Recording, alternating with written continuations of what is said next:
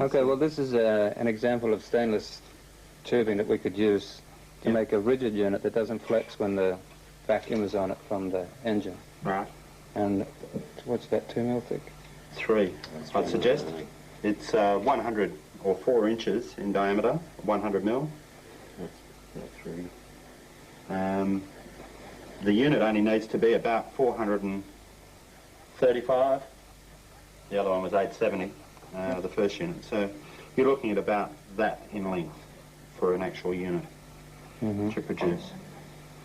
What we'll see with these plates is virtually the same sort of arrangement, the amount of gas coming off. How many plates you got in there now? There's 7 in that. Are they about that size? There they are, aren't they? Yep. Go through the hole. Just about. Identical.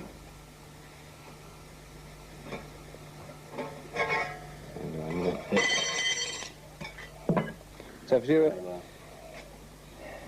could run a stainless tube with mesh in it, but it pulls too much off the alternator. A long one. Yeah. A long one, yeah. So if you cut it down to about a foot, right? What do you reckon, 2 foot? 1 foot? No, How long?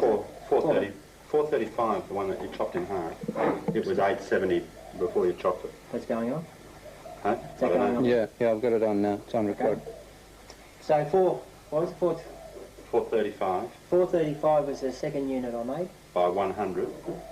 Diameter. Yeah, and the mesh is 8 mil square on 12 mil centres, and it was approximately 1.6 in diameter.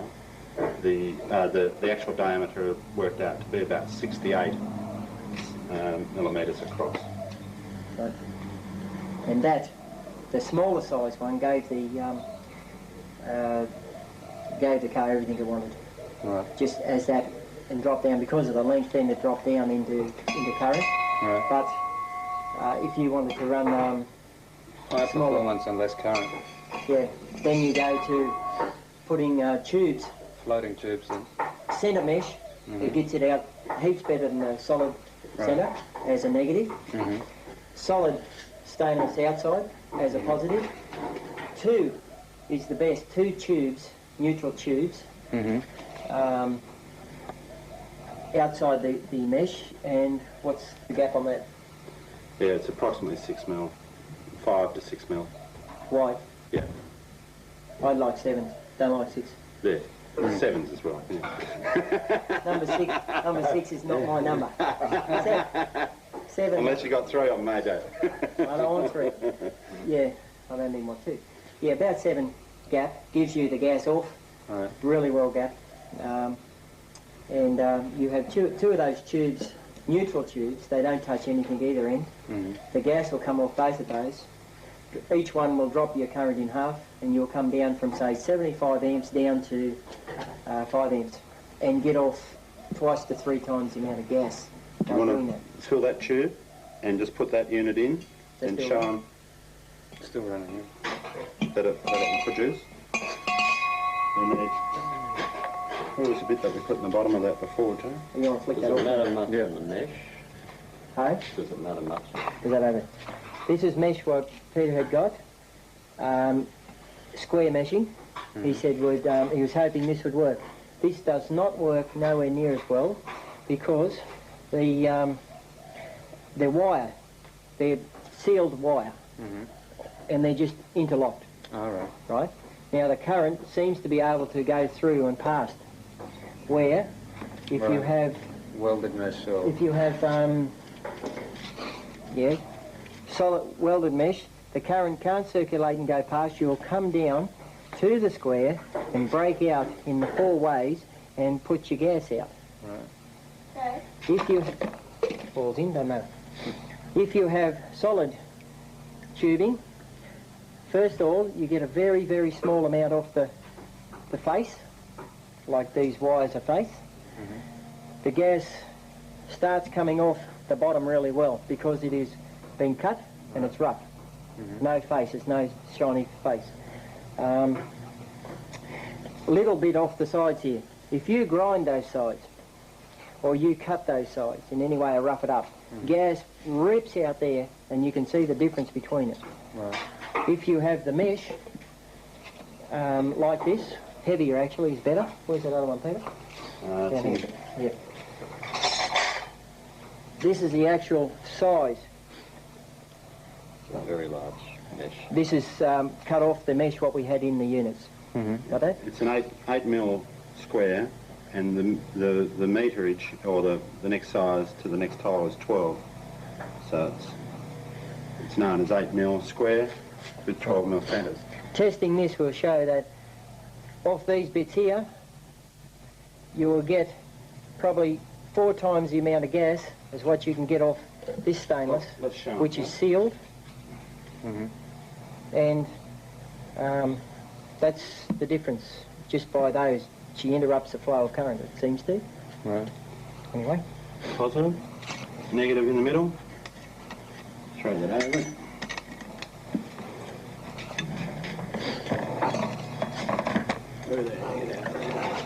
can you see that?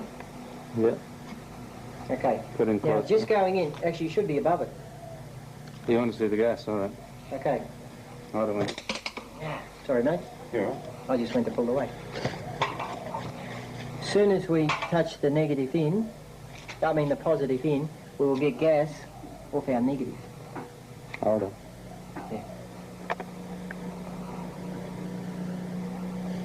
You hold it still, Pete, not just run down the side. Yeah.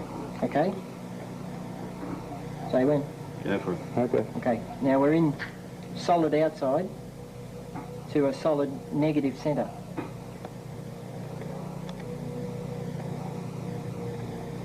Now you see positive does not put off very much.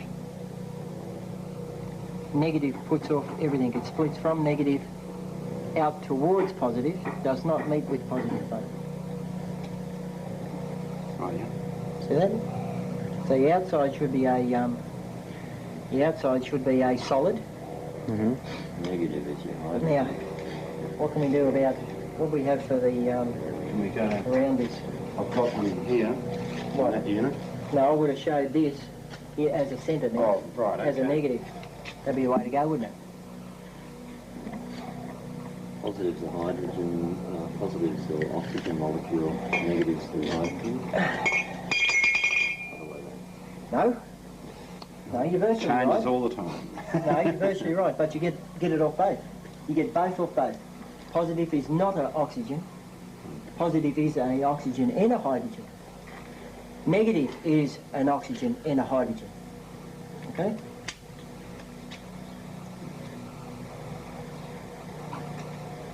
And we're going to touch Pete, are we? No, you're not. Not.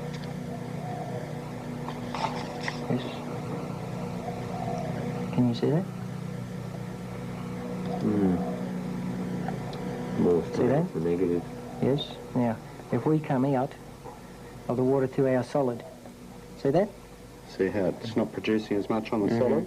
See the difference? Even though we're really close, look. Right? But then you go to the mesh. See the mesh? And then deeper you go. See it? That'll just rip out off the mesh as a negative. Didn't go bang, Pete. No, it didn't. Aren't we lucky? No, there you There's- go, Pop.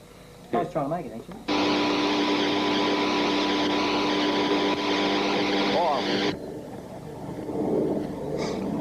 Whoops. So it's getting. You see that better? Mm-hmm. Yeah, looks better. Yeah, a lot better. Don't come too close this way, Pete. No, you don't want it to go bang.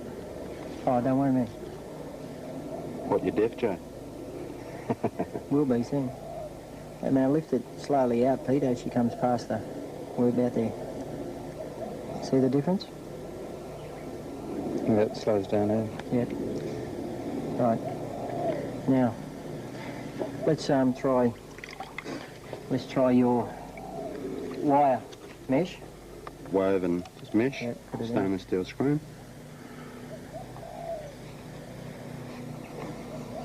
Now this one puts off more larger oxygen bubbles. See the larger oxygen bubbles? Just put it down to the bottom, Pete, I don't care. just in the middle, same place as the other. Can you see the larger oxygen bubbles now? How can you tell the oxygen bubbles? Because you can breathe them. No, but I mean, Oxygen's a larger atom than See, hydrogen. hydrogen is the smallest, right? It comes off the smallest, and the oxygen seems to be the largest.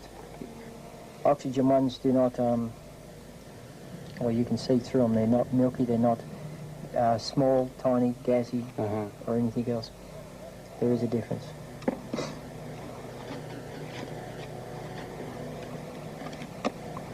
Right, you see the difference between this gas and the other one?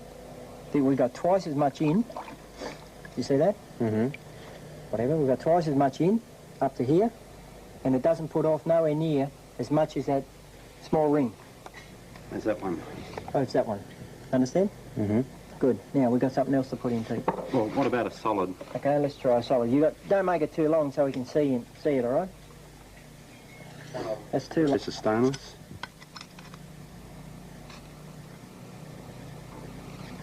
Go down through. See the larger bubbles? Move it to the side. Move it to that side. Try this way. See, the closer you get, she rips out towards the positive. Also, positive comes in to meet. It's coming off the outside more. No. That one is roughed up a bit. That one is producing. Right? Try not to get your this in, because that's going to produce too, Pete. Copper. Yeah. Okay, see your finer bubbles? Mm. Right, hardly any, And the larger bubbles Yeah. on the inside. yeah. No, well, the larger bubbles are not doing anything. The inside doesn't do anything.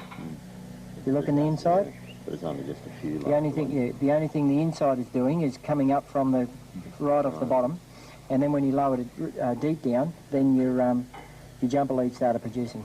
See? And then she curled over and went down in the top as he went deeper. Nothing comes out of the middle, it's neutral water. Okay. Now, what else have we got? Yeah, you got some of those, haven't you? Roller. We don't use brass or copper or anything.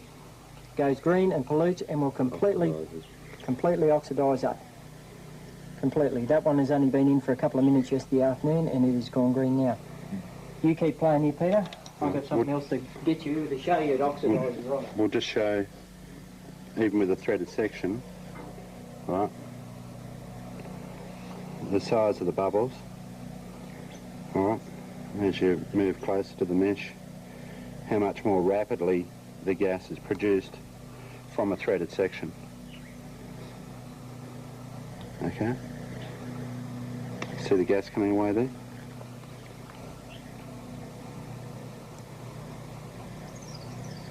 That's using a fairly large O-ring to make sure that it can't touch. Alright. Now, this is one which was run for about 2 hours. Put it down about this height. That is brass, isn't it? Yeah.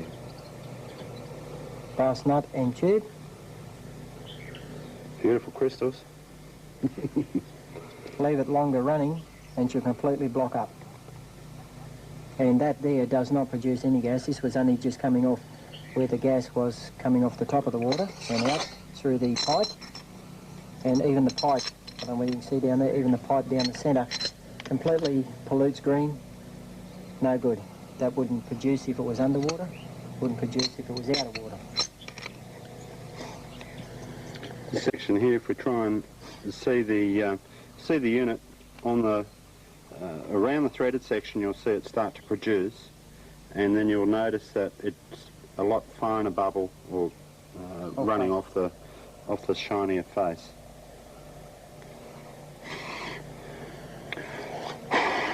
Might have to get it to blow first, Joe. You can see that, can't you? See how it's rapidly coming away from The thread. the threaded section, whereas it's not coming away as quickly from Surface. the shiny surface.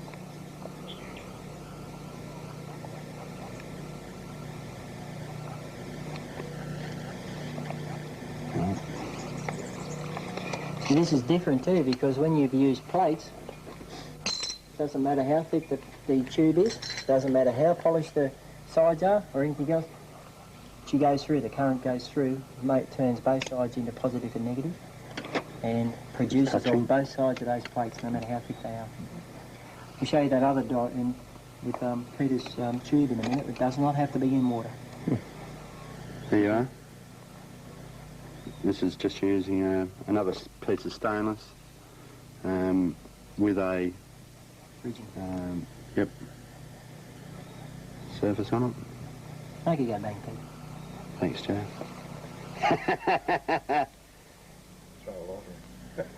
Well, let me go pop.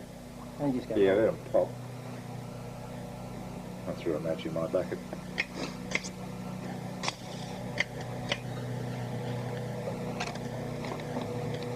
You can't make it go off, really.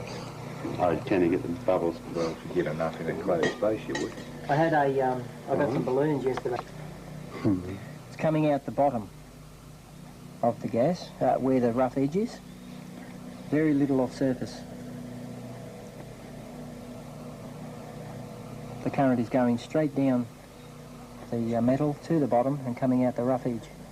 If you rough the plate right up the edges, you would see it coming out the roughest. She breaks away. This mesh is interwoven finer stainless, completely sealed around the threads of the mesh actually, and that doesn't produce a real lot. It comes off the bottom, as you see if he pulls her out and then lowers her in. You'll see it coming from the bottom because that's a rough edge where it's been cut. So she's coming out there, but not a real lot off the actual face because it's a polished. What I had first was this length here in these size plates, and I had them every second one of these circles, and that made up the full length of that. And then I brought them in to every first, which was giving you a certain gap, a smaller gap, which meant the unit then was that big, and it was placed into this. We got it? Mm-hmm. First one, as you can see, was that wide. The next one was 2, 3, 4, 5, 6, 7. There, that wide, which is the same width as the cap. Mm-hmm. It's a bit smaller than the cap. So you could almost make one that'll just sit in a tube straight down. Those 7 plates in this, are we in line? Yeah. Those 7 plates in this inline, positive both ends, negative centre, produce gas off both sides of every plate tremendously. Except the outside plate. Except that way and that way, yes. All the way through, negative centre, and your current flowed both ways, off both sides of your neutral plates. The only plates connected are negative one, centre one. Positive, both end ones, as 7 plates. So you had 2 neutral, and 2 neutral each side. So you had positive, neutral, neutral, negative. Neutral, neutral, positive. And that then run a Leyland P76 4.4 4400 V8 car. Right, can we see that happening without just straight in the water, how all the plates are producing without being connected? So running a car continuously just on hydrogen, no petrol? No petrol. How long? I only went to Lismore and back. What it didn't do, is to running? Yes. What it didn't do is because we had, where's our polythene? Because we had a polythene case, this here, you can't bow by hand. But when you put vacuum, these units here inside this container, the lid on, your positive negative connected, through this tube here was your spout for taking the gas off. Your plates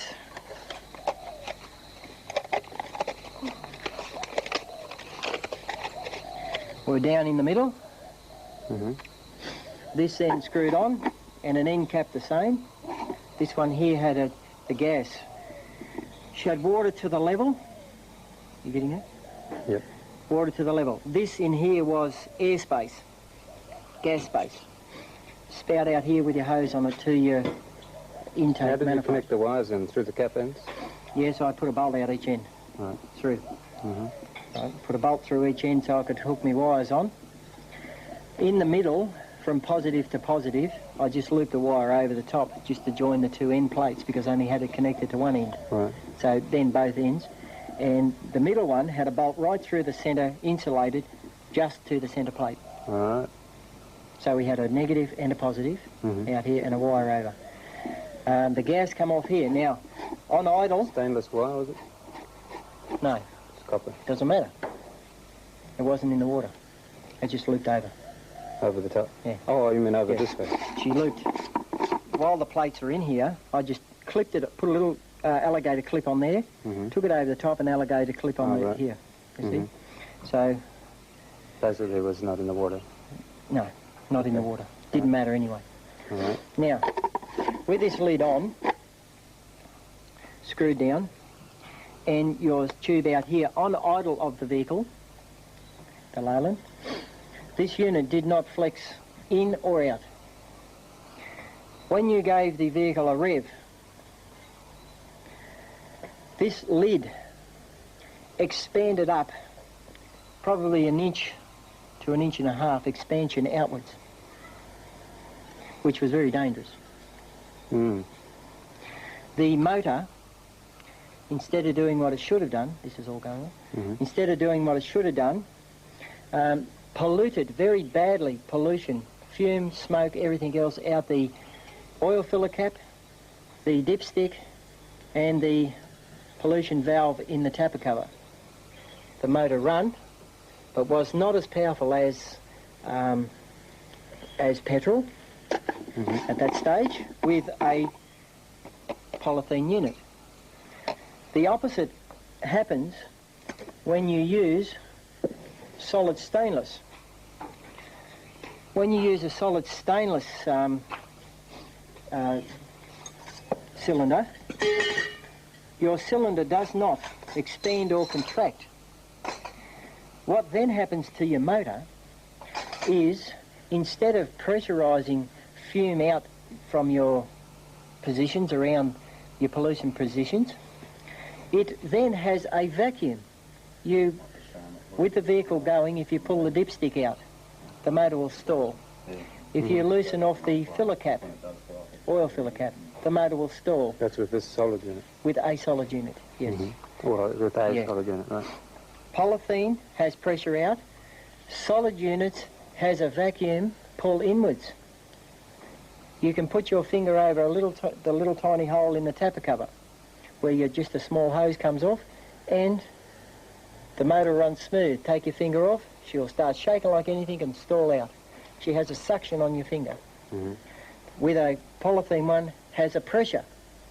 With a stainless one, you can increase your performance 3 times over. Power, vacuum in your manifold when you back off, speed, and you have brake horsepower. By just backing off on your accelerator, your motor will feel like your car will feel like you're using the brakes, where it's not. Right. It sort of works the opposite way. With a solid unit, it works the opposite way to what exhaust brakes do on a truck. Exhaust brakes shut off the flow of gas outwards, so you stall your motor, and it uses the brakes to slow your vehicle down in gear. This seems to work on the intake. A solid unit works on the intake and has a similar thing. When you back off on the accelerator, you feel like you're nosediving. With a polythene one, or a one which can expand, it can be thin stainless, like we showed you on that other one. It can be thin stainless, which under vacuum will expand. Instead of contracting in like it should, it expands out. And when it expands out, your motor uses the gas what the vacuum pulls off. But the unit's gas, which I'm only surmising this, the unit's gas what it can put off under atmospheric pressure, doesn't get used by the motor. It's the thing what expands as far as I can figure out. And then when you back off on the accelerator and then go for the brakes, you should have manifold vacuum. But what happens is that pressure in the cylinders by the bowing outwards then transfers into the manifold, and you seem to race ahead and you go for the brakes, there is none. Because you have no manifold vacuum. It's just transferred that pressure into the manifold. Where a solid unit does the complete opposite. You've got instant power on, you've got instant back off, and you also have the manifold which locks up, holding you back with the brakes on a solid unit. And you also have extra brake horsepower by your actual foot brake, because you instantly have that Drawback. You have that, yeah. So So solid containers are the way to go. With a polythene unit or a flexible unit, if you're trying to get your pollution down, like your exhaust pollution and your motor pollution, that is not the way to go with a flexible unit because it has pressure. Solid unit is the way to go because then she does not have any exhaust emission. It doesn't have any manifold, motor, tapper cover, dipstick, oil filler cap, any pressure in your motor at all. In fact, it has a vacuum to your motor. No oil usage. That's the way to go. I'll just show them that one working, Joe. But if we can put... Okay, hold on. Well, I could have. The temperature, your motor should run somewhere around about 90 This is off a degrees, solid unit, right? right, on the rover. On a solid unit, run around about 90 on the temperature gauge. When you hooked up the solid unit to it, she went to instant cold. The motor just ran dead cold. And it wanted to perform better on dead cold, and you couldn't get it hot. And you take it off and put it back on the petrol, she would come straight back up to your Hot again. medium or normal running. She would even override your thermostat, everything. So that means that there is a reaction in your motor. We can, Sorry, 2:30. About 10 minutes. we can pour that in, can't we? Right. See which plates produce at the same time. Yeah. If you wanted to, I think I've got a grinder in there. You could cut some of these off. Those ones. Yeah. To all to be equal. Yeah. Can you get that down in there? Yeah, it's a bit dark. All right. Try again, Pete. Just, No, you're not connected, well, Peter. Righto. Getting it now? Yep.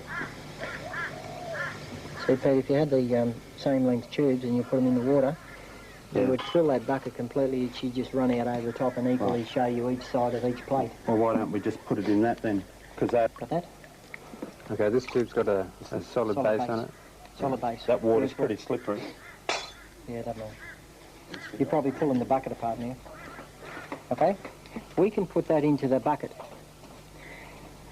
We can put the mesh on the outside, and we can put a negative down the centre, Right. and both sides of this will produce in the water out here and in the water in there. Right, there's no connection. No connection through the water. That'd be a good one to show. Wouldn't No connection between to the stainless to stainless. it? No. Side of the centre one, which is then connected to nothing, neutral. We then have the outside one, which is this size, blocked off at the bottom, full of water. Bucket, got water in it, not connected to it. The neutral plate in the centre will produce gas off both sides, not being connected to positive or negative. Can we put mesh in the bucket and try it that way? We will when we do this, next time. Will that be right? We're rolling. Okay. It's producing water. Did we see what happened? All gas is just coming for a refill. Good.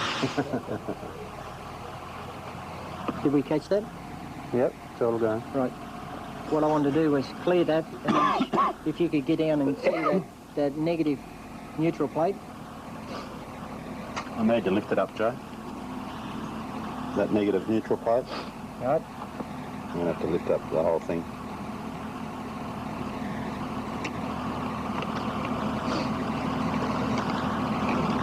Take it out. No. What I'll do is I'll just touch on and off so you can see where she produces, all right? It's rolling.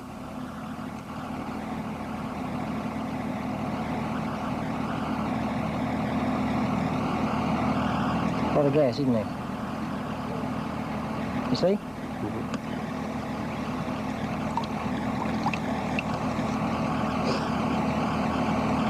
Very low current. About, with one neutral plate, about a bit less than half the amperage use as negative centre and positive outside. When you put one neutral plate, not touching anything, your current amperage use is about half. If you put another plate in, 2 plates, it goes down half of that again and produces twice the gas. You right? Yep, rolling. Okay. My first attempts with the plates was I hooked up negative this end, positive that end, and hoped it would flow through. We got a very, very minimum amount of gas coming off the inside face of negative only. None of the other plates, not even positive, was producing. Well, actually, you could show that anyway, couldn't you?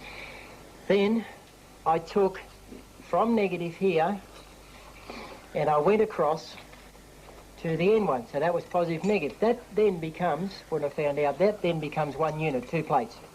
That produced gas in the inside of there, tremendously. None of these produced. Still similar fine mesh bubbling on this one because we still have negative to it. I looped to the next. We got fine bubbling in between these, off that neutral plate, off the inside of positive, off the inside of negative, and still the fine bit on this end. I then went to centre, negative to centre. I got production off 2 neutral plates, inside positive, inside negative, nothing down this way. So I continued on down my way and it diminished right out to nearly nothing. I looped me positive across to this side. I got gas in there which made 1 unit. I then looped it to the next centre, the second plate up this end. I got gas in here, none up that end. I looped to the centre. I got gas on inside negative, 2 neutral plates on both sides, and inside positive towards negative. None up this end at all. I was then told that the plates were too small, which I found out my way, it's not. What I did then was take me negative from the end. I put it in centre. Looped, as I said before on tape, looped positive each end. The gas, the current flow went both ways, and the gas ripped off every single one of those plates on every side. She just roared out. Okay. You couldn't stop it, and that's how I worked it to make the vehicle work. All right. So let's see that. It's under 15, as you can see. Oh, that's right. Oh, yeah. 10 to 12. Is it? Oh, I thought they were in 5s. Okay.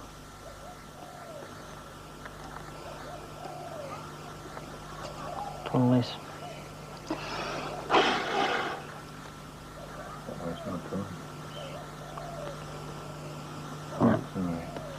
They're still all coming away from all those plates. Yeah, see she's evening up. These plates might be starting to clean themselves or something. I'd look at the shit in the top of the bucket, I'd suggest that's what's happening.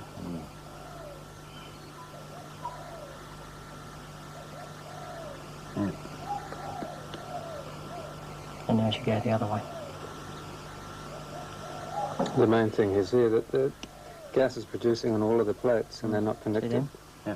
One plate uses a bit. See, that's going up. See that? This end's got more, Peter. 15 amps, is it? Yeah. You look by the, see the end? Right. Right. So that end wire or something, there's something wrong with it. Yeah, well, that doesn't surprise me. I've got a hold of it. Okay. Can you see that? Just a little bit. 15 amps, yeah. Can you see that it's coming off? It's going across all of those, isn't it? Big deep breath, Joe.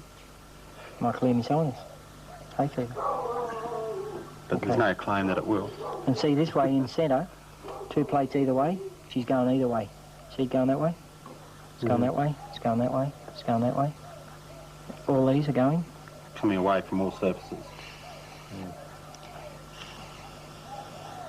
Better go and have a teaspoon full of hydrogen peroxide. That'll clear your sinuses, mate. Hydrogen peroxide. Okay, folks. Will it? So the thing can see. Thing. Okay, thing. Okay? Felix. No, the camera. At all. Right? Nearly nothing, right? Next one. Yep.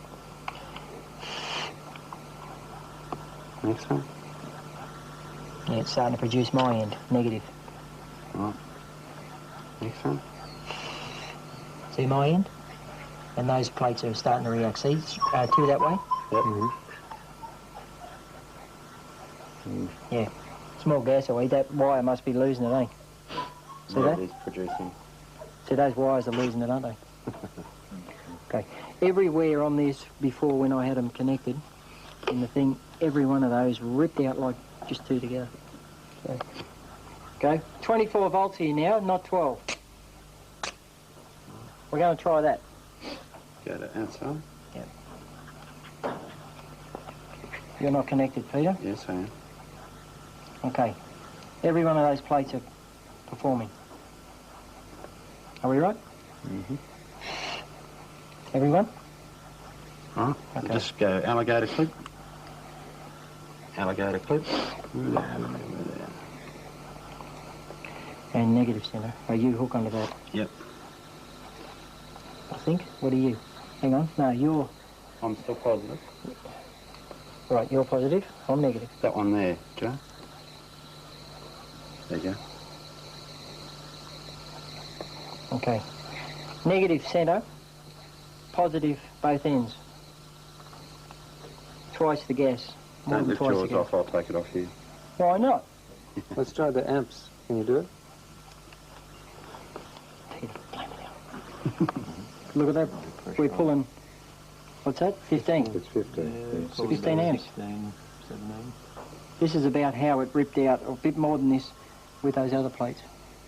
Better than that. She'll contaminate the whole bucket. Now, I'll go this way, won't See it ripping out then? Right. Now, a bit more. See it there? And you're blasting away. Yeah. Not enough to set it off, Pete. Isn't there? Yet. Yet. That's a better one. It's close to the back one. That wire's better. Did you get that?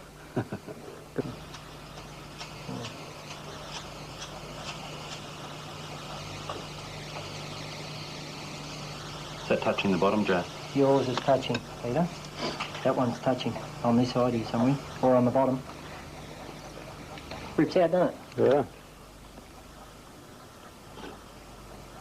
It's not touching now.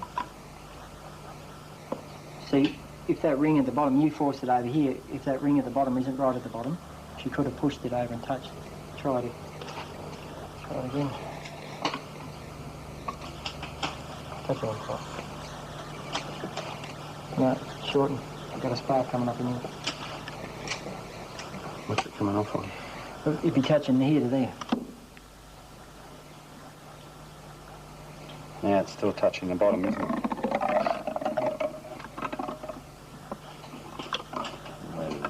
At this stage, this unit's charged.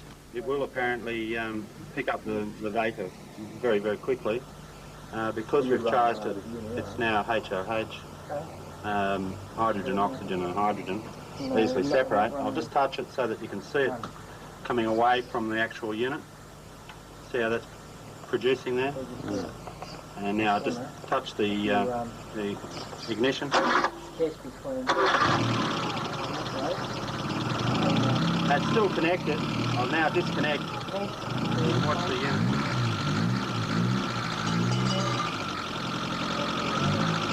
produces exactly what you require at the time.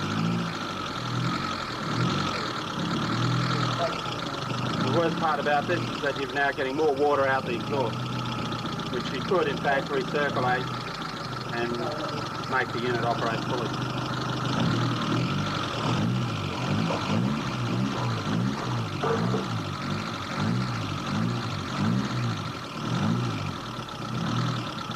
Up again?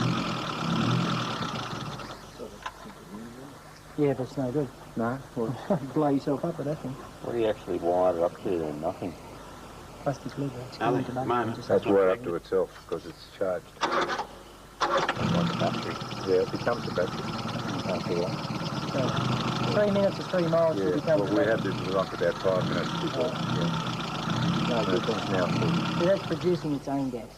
You see the gas? Yeah. Right? And when you hook it up to original battery, then your water fills full of... See how that vapour immediately comes off?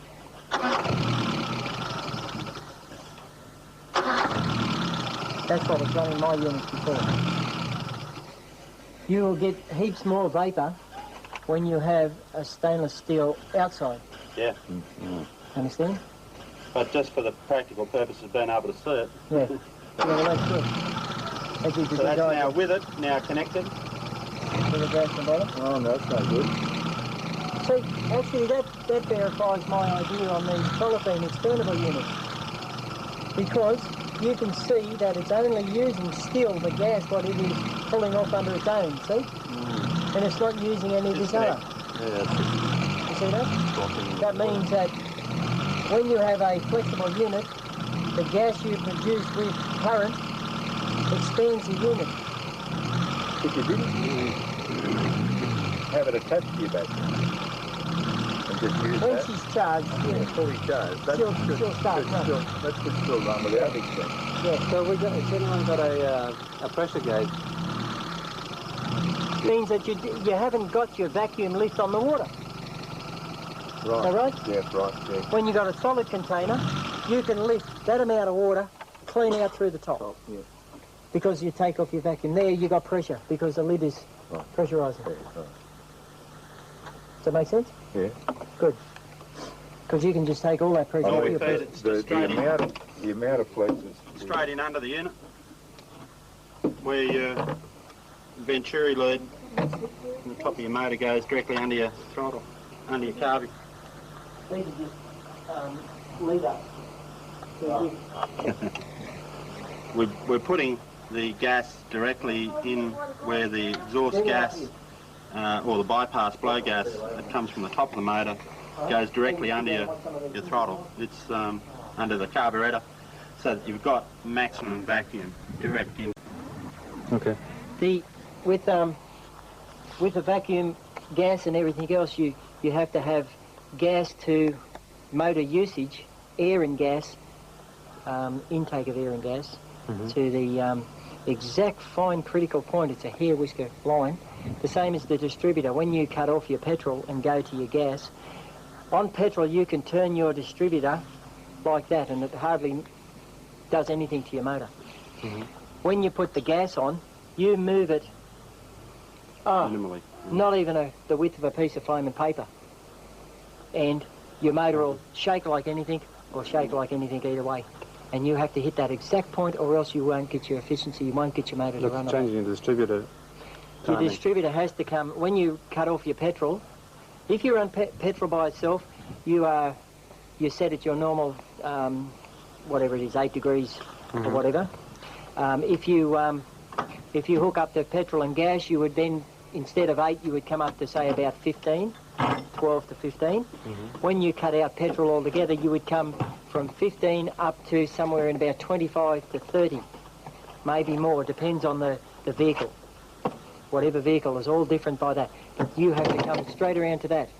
You can start it at your 30 degrees advance with your gas, off your ignition, and she will start like that, first go. If you go back to 1 drop of petrol with the gas, she will go rrr, rrr, like the timing is too far advanced, like normal, right? So if you go back to your petrol, she's too far advanced. If you're on the gas, she'll pearl over like she's just starting on normal petrol. So it's that critical. of alignment. And when you mix with your vacuum and everything, you have to get your right gas to your right air with the hydrogen oxygen vacuum. Right sucking. ratio. And if you don't get that, it's that critical that she won't go either. So that. Right. How many? 2 neutral plates. Yep. Right. 2 neutral. I'm touching. Something's touching. Hook it back up. Producing more with 2 neutral plates. Yeah. Yep. So that. Okay, then the next one would take the plates out. Okay. Solid at the bottom, Solid bottom. Okay. holding the unit.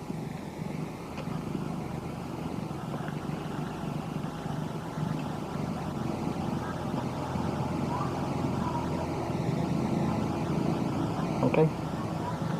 See, there's hardly anything off those wire mesh outside. If you've got a solid outside, she'll rip off the solid outside.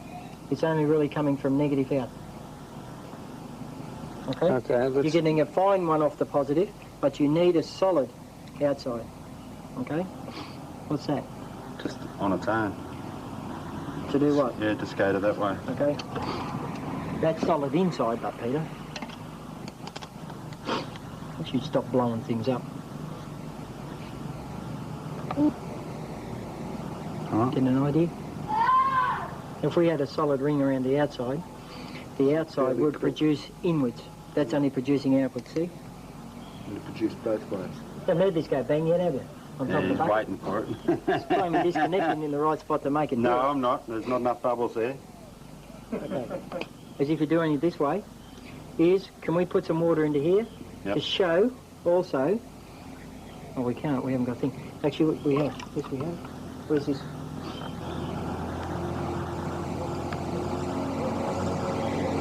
Neutral water centre. All The right? only gas that can come up underneath is from the That bottom is edge. in the same amount. Same stuff. So if you're looking for a reservoir or Just a put that in. separator, you can use the centre, even though it's in the same water, you can use the centre as a burn back. Right. I've done it. In the welder one I made, I done it. I hooked the 2 rods into there so that Yeah, the we've gas got enough gas there to make it go bang. Did we get that? Okay. Okay. What we did here was took some of the hydrogen-oxygen gas under pressure off into a very small welding tip, and we applied it to this side of the brick. And as we come down with the tip, there was no splutter back. The tip had a very fine little imploding blue flame, very, very short, imploding it was, not exploding. And we applied that down onto the brick, and what happened was the brick started to swell and gurgle up, and she blew a clean hole, and this is the back side. The gas come from that side and come out here. There's no fluxing, nothing on there. And then we pull the brick apart, and as you can see, she blew a clean hole straight through the brick. Turned this brick into black ceramic crystal that is harder than the brick. There's no way no. That's, I don't know how many times harder than the brick. And that heat come off the gas, which we are running in our motors, and what we are producing here on the buckets. The same gas blew straight through and out that. As the implosion seems to be that while it was imploding and we pushed it down through the brick, she seems to pull up the melted ceramic brick upwards and swirl her out the top, not out the bottom. On the top of the brick, we run the flame across. How fast would you run that, Joe? The flame was probably taken across very slowly. I didn't do this one, my son done it. He played with all these. You just run it across slowly like that, and what she did was turn the top of the brick glazed. That was aimed straight to the brick, that's why she spitted it out, see? On here, we had a high tensile head stud welded as well. You want to go any further? I'll keep going. That's right. This shows very thin tin. My son done this. It also shows brazing and solder. And this here is very, very thick stainless, spring stainless. That was straight, no flux, no nothing, no rod, straight to the gal. Also, we blew, just run the flame across and she blew straight through the gal. We cut the two gal plates, put them together, and you could solder them together. It's a complete neutral flame. So that was running off. The same gas I blew straight through the... But how were you producing it? Just off the All battery? you do is come close, yeah, off a battery. All you do is come closer or further away by only a degree on that, and you can either cut by lifting it a fraction, welding by lifting it just a fraction more, or bringing it a bit closer and blow straight through a brick. Overall, between cutting, welding and blowing through a brick would be only the distance of, say, an inch. What size welding tip? Smallest, we had a big welding set and we just got the smallest big tip off it, that's all there was. We didn't get a kickback. And you were running it off a bottle or one of those? Say this thing at Peter's. No, we run it off that T-piece unit of mine. Right. What was running the rover. Right.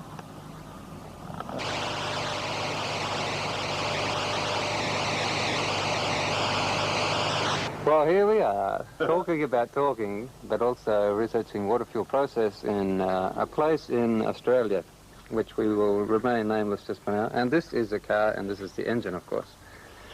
Well, what we've got here today is what we saw the other day, a water fuel cell, as you can see, zooming in. I don't know if you get a good picture on that. There's mesh in there, core, three meshes in there, a center electrode, negative or positive, doesn't matter, and then a floating unit that's not connected, it's insulated from everything else, and then an outer mesh filled with water, a teaspoon of caustic in about 4 litres, so this is about a quarter teaspoon to 2 litres. Here we'll see the gauge. There's a vacuum gauge. The maximum vacuum runs in that direction as it increases. The tube here runs flexibly all the way in and under the carbby where the normal breather off the manifold comes in. I'll just get a shot of that around here, coming in underneath there. If you can see that without backlight.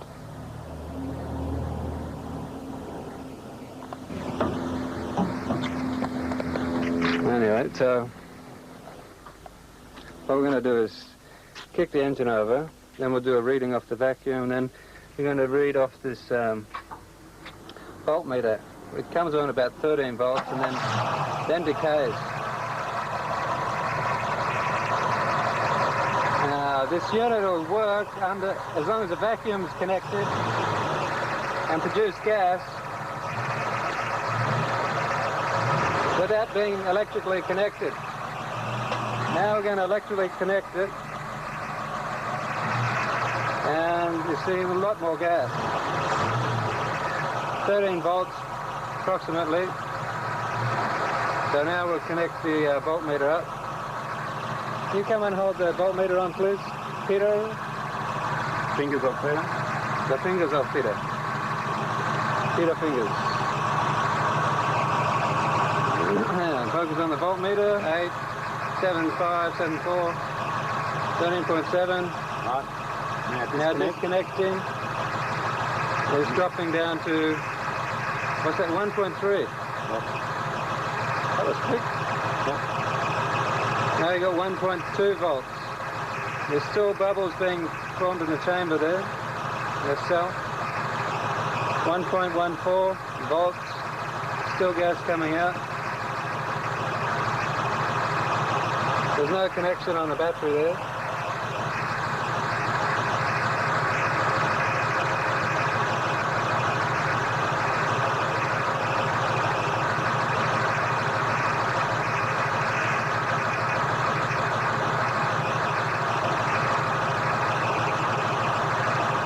Down to 1.01 volts.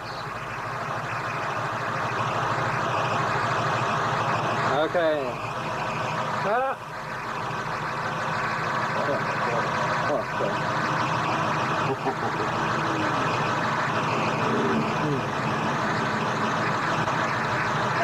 stabilizing about 170 milliamps. About 10 minutes later, after we charged it, and it dropped down to below 1 volt now, the 700. Should drop down to 170. We'll check it again in a minute or two. Okay, the voltmeter's reading 700 millivolts now. Just a list of things that people have got to do because nobody's listening and they're just going off and trying to do it on a unit that produces gas without doing all the other things to get itself running. And they think just because they can get in efficiencies like 60% or whatever, that they can then automatically go to self-running with the same thing. But it's not a matter of that. It's actually a matter of altering the engine a little bit as well to tune it to the fuel. Yeah. We're all in the... Joe. Oh, sorry, this is Joe. Joe Below from Dorigo. We're all in the experimental stage, right? Yeah. I'm not going into it, but I have had a Rover 3500 V8 with twin carbies, a Zenith, same as SU carbies, running. And that was with a solid unit. I didn't understand why the vehicle seemed to start and run perfectly when nobody else seems to be able to hit it. Was a Leyland P76 V8. Now the whole motor on it is open. It has an open dipstick, it has an open oil cap, it has an open motor. It has a petrol pump on the bottom which has 2 little breather holes in it and they are open, which air goes to the sub. Now I have never had it running on a solid stainless hydrogen unit because 2 things happen. I've had it running on a polythene unit with plates in it, which you have on tape, and that unit expanded. When you powered on, it expanded. There was a pressure there. When I first hooked it up to the motor polluted 10 times worse than on petrol. 10 times worse. And it had a pressure. It was pressurising the sump out, but it was dangerous.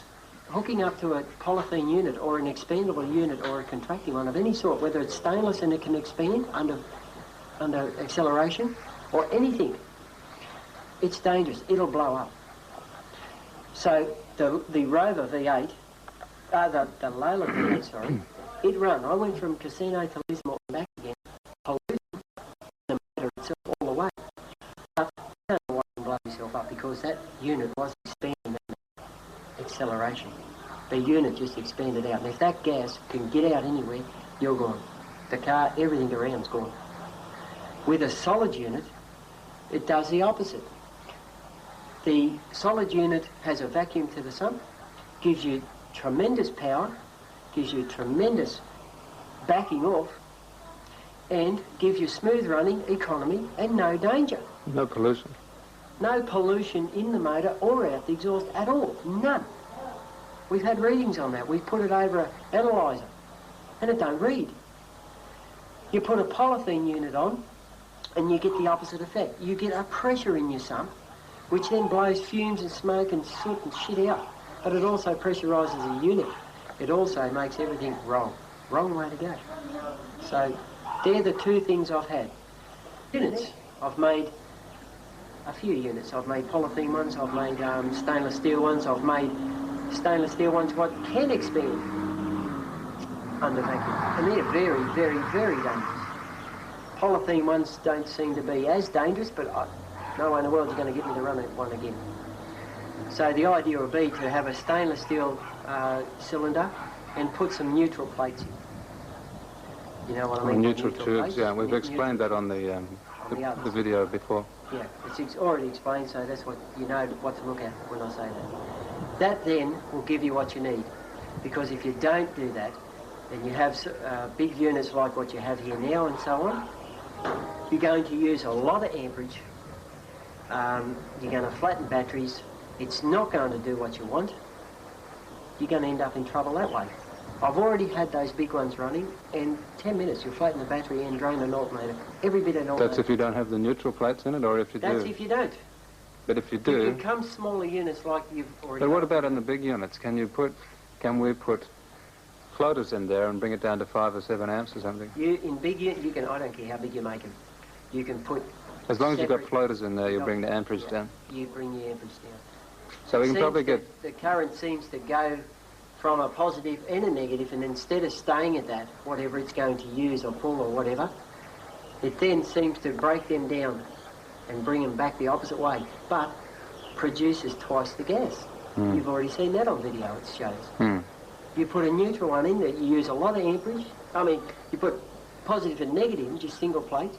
You use a lot of amperage, and you don't seem to get off the gas you want. So the idea will be if you are trying to run a vehicle and use a positive and a negative in it, just singly, you're going to have to go bigger units. But to do that, you're going the wrong way, because then you need heaps of flame and amperage, you need bigger batteries, you need more current to run it. So that isn't the way to go. Right, understood. Very, very deep charge unit which will run all day. You can turn it off and leave it for hours. I mean hours. And you can come back, no power on it, and you turn the ignition on, hit the key, instantly that the vacuum goes onto that unit. It is a charge unit. It runs. It starts. You leave it overnight, and somewhere around about 3 o'clock in the morning, the unit seems to go dead by itself. You can run it up to 12 o'clock at night, and the vehicle will still start. Go out at 12 o'clock. Don't run it all afternoon. Go out at 12 o'clock at night. Hit the key. Causes a vacuum straight onto the unit. No power connected to it. It'll start. I don't know what. It'll start. But you leave it till the morning. There must be I don't know, something in the air, or the cooling, or the actual magnetism in the earth, or something like that.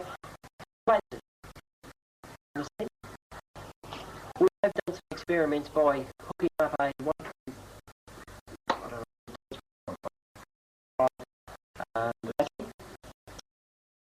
The strange thing about it is, if you have a large battery and you have to use it all the time, it uses heat current, produces gas. You don't need all the gas. It produces, as you see on your film and everything else, that the gas by the bottles you don't heat, that gas is not needed. You have gas there which will run it when you disconnect all You your don't current. need extra gas, basically. No. So if you have a big battery, it will use it, and if you leave a big battery connected to the unit and turn your motor off with a current going in, it will only take 10 minutes or more, and your battery out here will be dead. But you hook up a little 1.5 volt battery, and you can leave it on there for as long as you like, and it does not affect it doesn't flatten it. It doesn't use anything. It holds the potential over the unit. Potential means it holds the, you understand? Voltage pressure. Yeah, but it's not producing any gas. That 1.5 volt battery does not produce any gas while it is connected to the unit. Not enough current. But it holds potential on it. We've been driving in the Rover, driving along holding at, say, 60 miles an hour on the accelerator and the motor and the car and everything on the unit. No power connected to the unit, and we have connected this 1.5 volt battery across positive to negative, and the car just took off like you dropped a back a gear without doing nothing. And it does not drain that 1.5 volt battery. You can leave that battery on there day after day after day and not run the vehicle or anything. It won't flatten it. Put your big battery on and flatten it in a few minutes. This stuff works very strangely. You're saying that the 1.5 volt was working really well, and that as soon as you put the 12 volt on, it was dropping the 12 volt out? Differences in current. I mean, on a 1.5 volt you've got no current. On the 12 volt you've got plenty of current. Yeah, but while you've got vacuum So pulling you're on your motor obviously while the car is going and you hook up that 1.5 volt battery, you get an increase. Your car takes off like she dropped back a gear. So your electric... But it's not taking. The voltage seems to be there rather than the current then. Because there's no current in a 1.5 volt anyway. Well, it can't be voltage either. No. I don't know what it is. It is something. These are things What's the vacuum? you fellas may have to find out What's what it the is. strength of vacuum you need to use on it? You know, you say you're pulling vacuum. What Okay, well, in your what manifold, atmosphere? in your manifold, the Rover was pulling about 22 to 24 vacuum, inches vacuum. And you can drop right down. I've had the Rover down to about 2 pound manifold vacuum and the car was idling smooth as glass. You put on petrol and you drop down under, say, 12, your motor don't go anymore. She stopped. She stalled. But I've had them running on 2 pound manifold vacuum, not with acceleration open, with the motor just stalled right down to that. And the car is still going smooth as glass. Now that's physically, by mechanics ideas, impossible, but it happens. But around your unit, from the hose from the manifold to the unit, it would not be pulling your 22, 23 pound, right, inches, because your carburetor pulls some through and loses it through the top of the carby. When you open up your throttle, a lot comes in with the air, so you don't have that pull in through the hose where we're putting it on.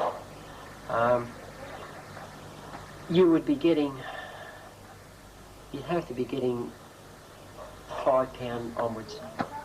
I don't know, I haven't had a vacuum unit onto a unit as it is pulling the gas. Okay, so if you had a motor that was leaking that wasn't sealed and you put more vacuum on, then would it work that way? Yeah. If you create more vacuum in another way, rather than sealing your motor to create that same vacuum? No, because what seemed to happen with the polythene unit was it was producing more than it could use. You're talking about increasing the gas. Okay, when the polythene unit was running on this Leyland here, while you're idling, the polythene unit was level. When you increased acceleration, normally, logically, the unit, by a heavier vacuum pulling on it, should have sucked the unit in. This didn't occur. The unit expanded. Tremendous. It's expanded tremendous. That's on tape too. And by doing that, what was happening was the unit was producing more gas than what was needed. And it seemed to be pulling off. Under atmospheric pressure, a unit puts out a certain amount of pressure, which you can regulate, and you know, you can check and everything. Now, if you have vacuum, you pull off a certain amount of gas. But between vacuum and atmospheric pressure, there's a difference. In the unit, it seems that the motor wants to pull off under vacuum, but it doesn't seem to use any of that other gas, what comes off under atmospheric pressure. So when you cause a vacuum on there, you think you can't even out by pulling atmospheric plus vacuum. Why the polythene units expand is because what'll get off under pressure, atmospheric pressure, doesn't use any of it for some reason, and that expands the unit, and that's why it's so dangerous, because there is so much pressure you can get off those units. And it's more than just what you can regulate off atmospheric pressure, because when you put a vacuum on, you remove the 57 pound pressure, atmospheric pressure. And there is a great big assistance of that gas for coming off after that, without vacuum. So we've got our gauges set here now at naught, but we have our gauges here for our pressure here now is set at naught. But we have the 57 pound Vacuum pressure on. pressure on us now. Isn't it 14.7 pounds per square? Close. Whatever it is, I'm not quite sure. I don't know any mathematics or any of these things. Whatever the pressure is on us now is removed under vacuum. The vacuum can pull off what it needs. The unit can produce gas of its own accord without any current input. If you put in current input, and you put, which causes a heap of gas, and you put vacuum, which you've seen on your tape, it produces its own gas under vacuum when the unit is charged. It's only using what it vacuums. There is a mile of gas you can see on tape there and in the unit being produced under your battery, under charge, or under your normal pressure. When that pressure is removed, there is a super release, and that expands the unit out tremendously.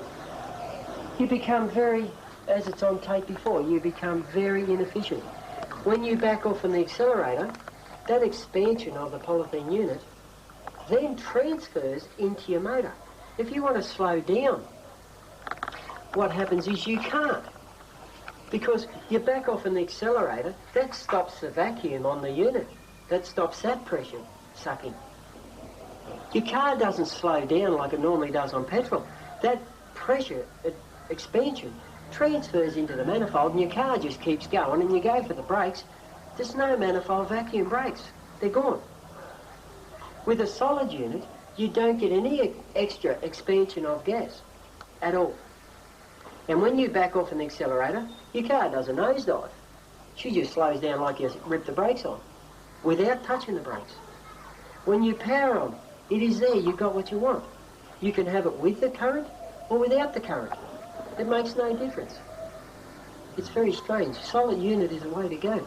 But if you've got any flexible hose or any flexible unit, whether it is thin stainless, When you say any flexible hose, you do have about how much? well, on the tube, from the manifold, I was running a tube. I don't care what type of tube you use. It can be any metal. It can be copper. It can be stainless. It can be brass. I don't care. It doesn't matter. Because there's no pollution from your motor backwards, because your motor is negative, but your unit is positive. And if you join the metal hose from your manifold or carby to the unit... It's got to be that way. You can't have a negative exterior to the unit. So you can have this... Yeah, but see, what other people have, with my ideas, me explaining them to them, what they've done on their own is run metal, thinking that it's the wrong way to go, hook metal tubes up from the unit, which were positive, all the way down nearly to the motor, and then put in a tube. It didn't work, because apparently the gas and everything else what is coming off, it's splitting from negative towards positive. They say it is a positively charged, what do you call it? Filter. Whatever. Whatever is coming off is supposedly, so other people have said, without mentioning me, it is positively charged. Now, if it is that way, and it's trying to then get to a negative, it's been split from a negative out. It does not go to a positive, because off your positive walls, gas comes off in. Off your negative, gas goes out. It is not a magnetic attraction from negative towards positive. You can see on film there, it comes off and goes off, goes away. If you bring them in too close, they fight each other. They cause a barrier where both of them just can't get off.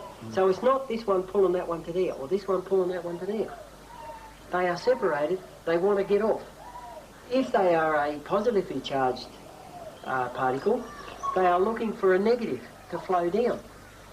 If you run a positive tube all the way from your unit down towards your motor and put in a small bit, right up there is neutral. There's no water, there's no current, there's nothing on that. The current stays in the water. Between your negative and your positive, it stays in the water, because negative is not connected to the positive. So that thing there is a positive. And apparently what happens is the gas seems to attract straight to the wall, it's gone. But if you have a negative from your motor back to very close to the unit, that is a negative. And if it is a positive, I don't know any of these things, it's all experimental. If that is, this is the way I've had it working. If it's a negative tube, the positively charged things seem to see it up that line.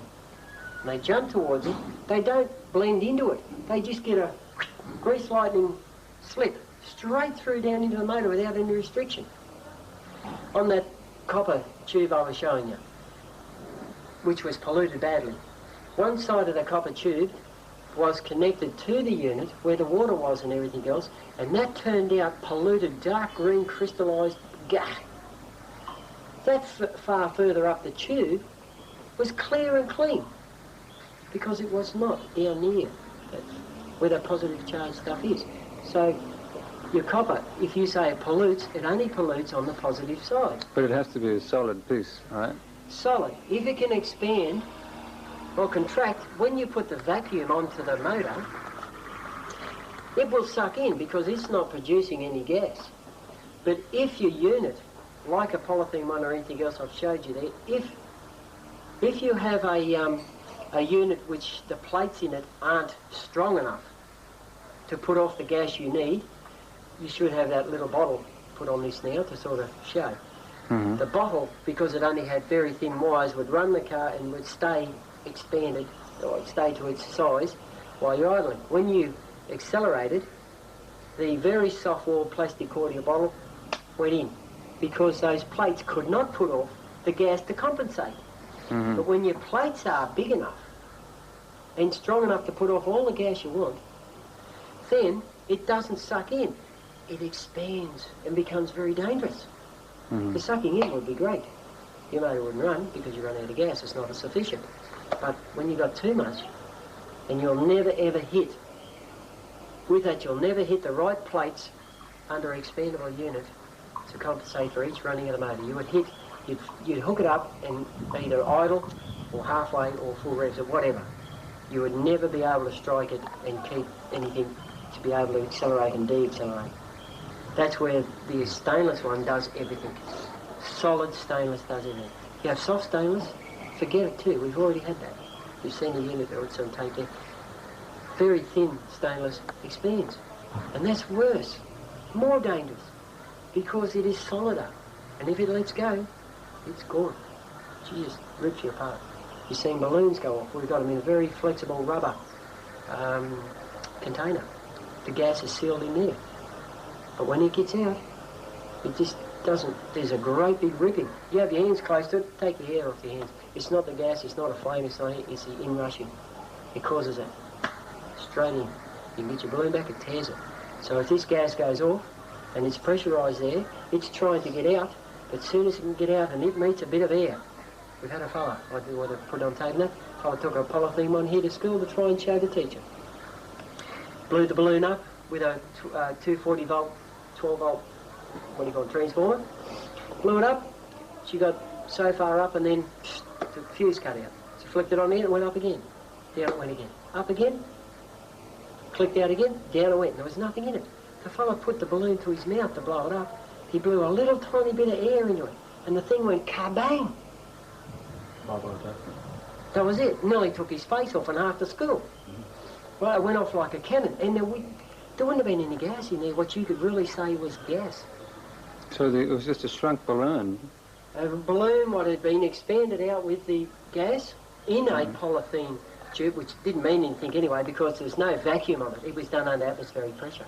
It was put into the balloon. The balloon went flat 3 times, and I mean flat. And then all he did... He just took the balloon out by itself. ...is put in more stuff than what you can handle. If you put in carbons, you put in ionising gases, you put in oxygen, too much, miles too much for that amount of gas what's there, it'll pre-ignite. It'll go off itself. You don't need a spark. Just need a crazy mix. A crazy mix. And his crazy mix was flat balloon with a bit of gas in there, a tiny bit of gas, and he went, bang! So it is, you know, you just don't want to do the wrong things because you get dangerous. Imagine a unit which would have, I suppose, maybe...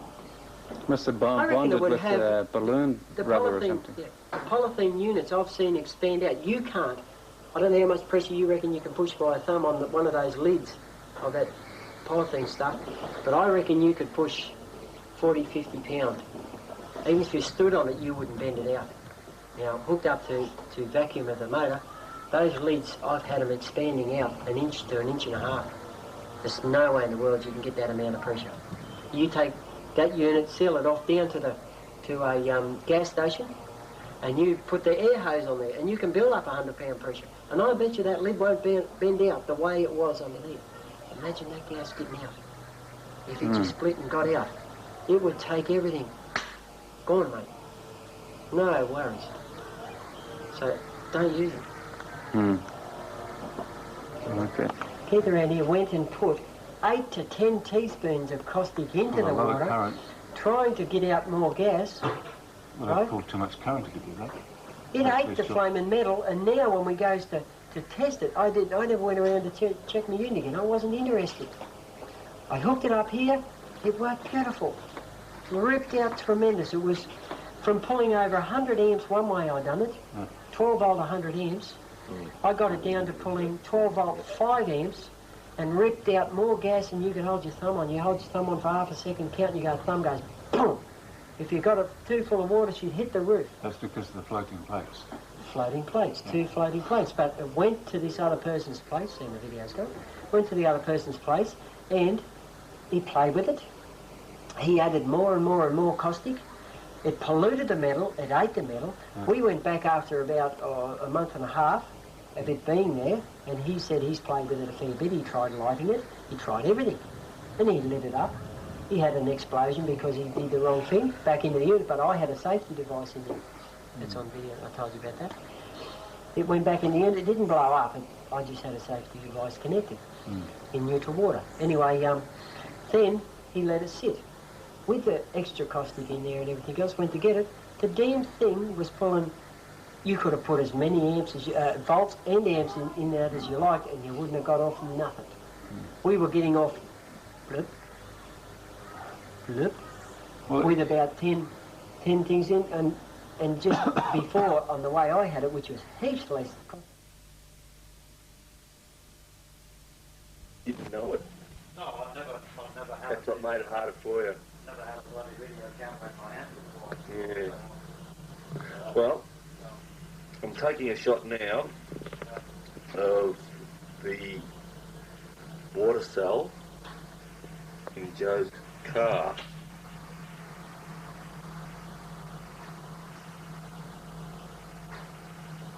This water cell was in Joe's car, which Paul has actually driven, and he states that it really flies. Paul, you also drove the car on petrol too, didn't you? Oh, yeah. And you could notice the difference, yeah? Oh, two different cars. Two different cars, like hopping out of a One was fork, like compared to a V8, yeah? on petrol, it was valve balancing and bloody totally running out of steam at about 5,000 RPM or something like that. Yeah.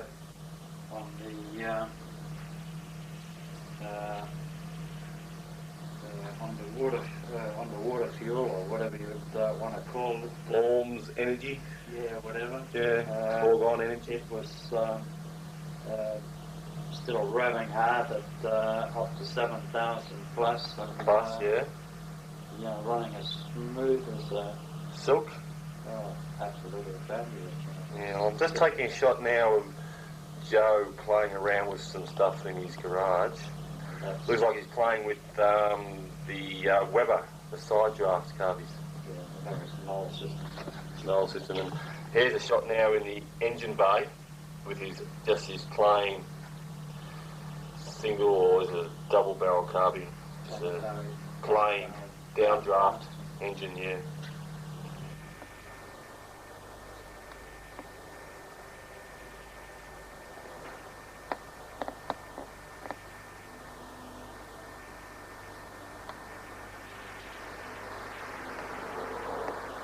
Walk around, go over the cells, over the plates, over the tubes, up the car, whatever.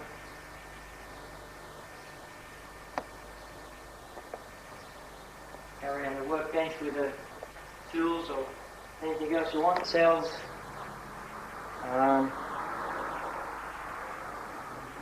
Whatever. You want to get any of these on.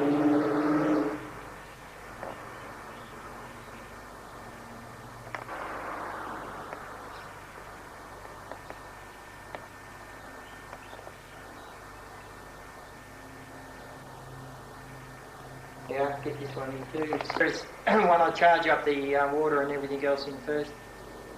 And this here will produce a gas, I'll show you in a minute when I blow it off. With a few doubles. I'll lift this out if you want.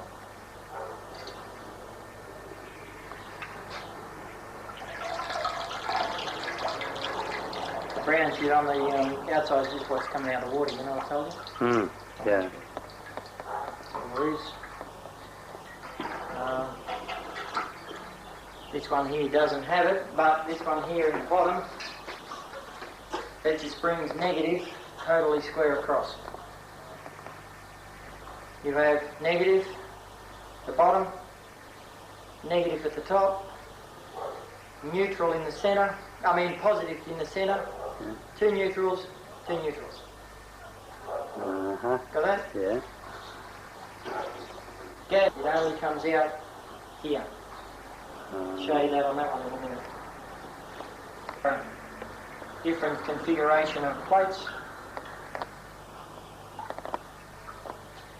Negative, neutrals, positive. Negative, underneath water. Gas comes out here, which we'll see in a minute. Glass bottle. Bolt through the down to the bottom as a negative. Plates are held in. Neutrals. Positive to that wire you can see connected. Brings a positive inside.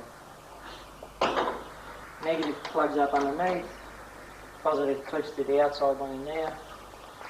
And then we'll show an experiment with that in a minute. Want to go along. Stainless fire extinguisher. Negative in the top. Neutral plating on the inside. Tubes. Negative travels down the centre right to the bottom. Explain about that soon. Positive hooks up either here, here, or if you want the best gas, hook it up to the furthest point. Around here. Or out there. You can release that and bring gas out the front. You leave it off, gas comes out here. Vacuum gauge or pressure gauge. Just plug that onto there. Turn on, this is a battery charger, or you can plug it up to a battery. Turn it on, you can read what pressure you got. Hook onto the front or here, on the front, open that, put a pump on, put a car on, vacuum, and it shows your vacuum reading on the gauge as well. What vacuum you can pull there in. This little cell here, it has neutral plates on the inside. No positive charge to it whatsoever, no power. Negative through the bottom. This just bolts and separates it from there. It just goes into a car, and your car doesn't put any charge, positive or anything else, to the outside of that. Negative connected to the body, and that's all there is. As anything going through it, as a field, hook on a there. This goes into there, that screws onto there, that goes through the firewall.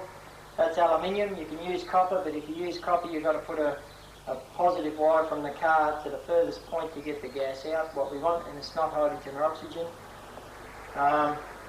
Take it to the outside. On aluminium doesn't need a charge putting onto it. It stores it in the metal, brings it out to the into your motor. You've got to have a separate piece of rubber on the end here to stop, because this here is positive, even though it's not connected, but the gas inside, the water inside and everything else is positive. So this is a positive connection. You can't connect it to motor, you've got to put a piece of rubber in, or else you get a dead short, the cell don't go. You've got to pull it all apart, wash it all out, recharge water up, put it back in, restart. And it gives you a problem doing it. So that's how that works. I'm recording. This bottle here has neutral plates in it. It doesn't have any caustic or salts or anything else in it. It's plain water straight out of a creek off a hill. It has the neutral plates. It has positive outside, negative underneath, as we see. I'll now turn on a battery charger and you'll see. Hallelujah. Now look down the side. Work your way over the side. You'll see that's hydrogen going downwards. It won't break the surface. You see this vapour coming off the top? That's possibly what's running the cars. Goes down, fills up, it's plain water, doesn't brown, doesn't dirty, always got this vapour. Down below here, if you look carefully, if you can pick it up, something is being drawn down from halfway. From here, it's going up, from there up, from there it's going, something else is being drawn down and taken underneath. Can you see clearly? Maybe. Yeah. I've got a vapour coming off the surface. All that in there is hydrogen. Look at the top, hydrogen won't break the surface. turn it off and just keep your thing going there and you'll see what happens. Power's turned off.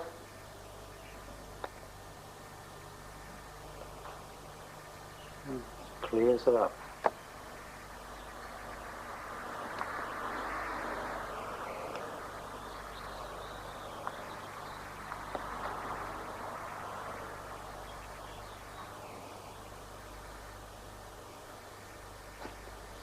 If you lower your water, put on tape, if you lower your water to level with the plate or below it, you will not get any of that stuff down the sides. It'll just produce bubbles out of each plate. If you want to see that, I can tip that top off and show you. You won't get any down the sides. If you want to see, I'll just, you'll be able to see this. When I come back down, you'll still see it producing. Production, it's not what's coming back up. That will go off the plates if you can see through there. That produces gas for maybe an hour or two after. That's been on only for half a minute. You charge that water up and charge those plates up. You have continuous charge coming off that water as electricity or bubbling and charge. None of those bubbles are breaking the surface or sticking on the surface. They are gone. Now, we just, once you don't make a fibber out of me, we go back up again. We have got our water below the plates. Put our same on again. We turn on.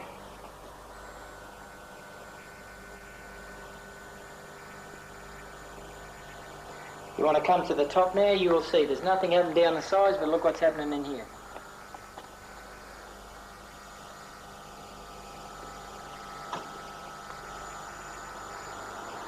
Okay? Now we're getting bubbles there. Yeah. Each one of those in turn, I'll put a little bit more water in, you'll see. This is just plain water in the charge. It's got a bit of gunk in this one, but that's fine. You just come up, see it? When I go down the side, you'll see it still hasn't gone over the sides. I will bring the water up to clear the top. Now, as soon as the water goes over the top, as soon as the water goes over the top,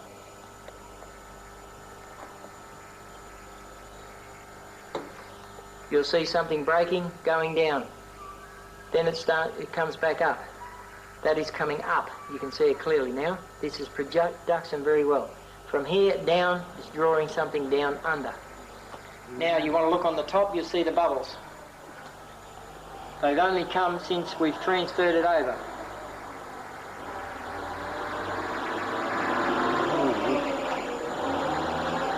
Keep the video going and hang on to your eardrums. Hallelujah. And the aluminium, which was in alum, and all the detergents they put in the water to clean it up, is still in this one.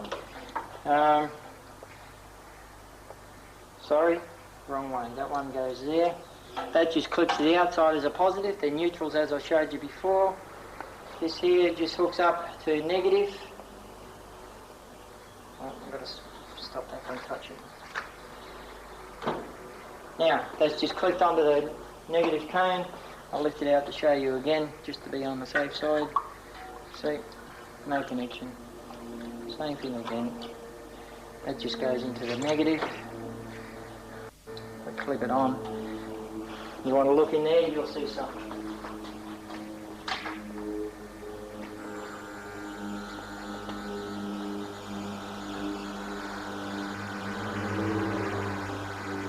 See all the vapour?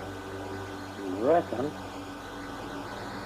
The wind's blowing pretty strong here too, so it's blowing away the vapour. Yeah. If you were to sniff that vapor, would just nice oxygen or hydrogen, or what would it be?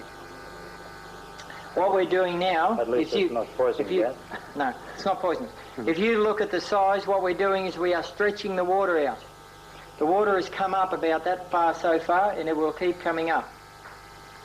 And it'll lift and lift, and then it'll start forming large bubbles.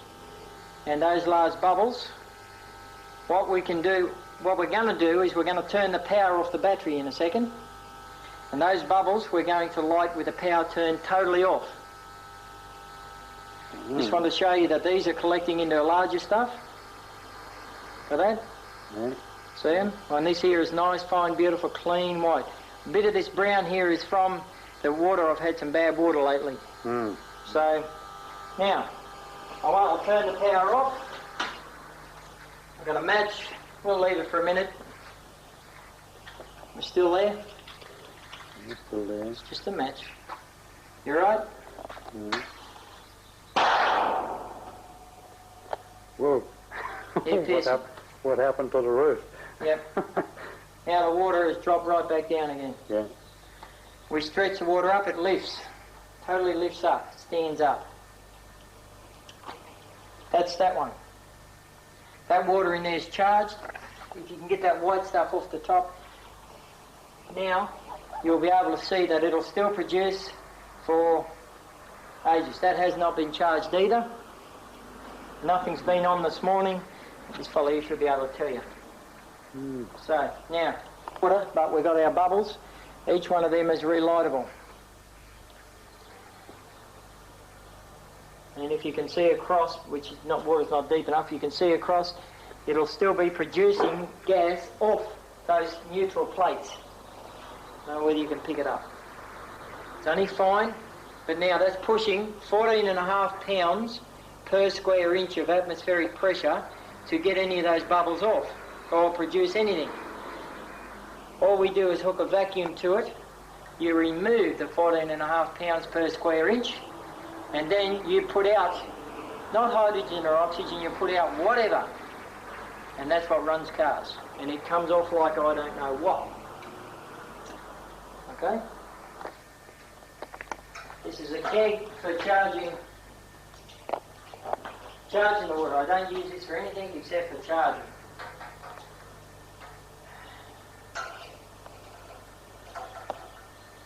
Positive outside,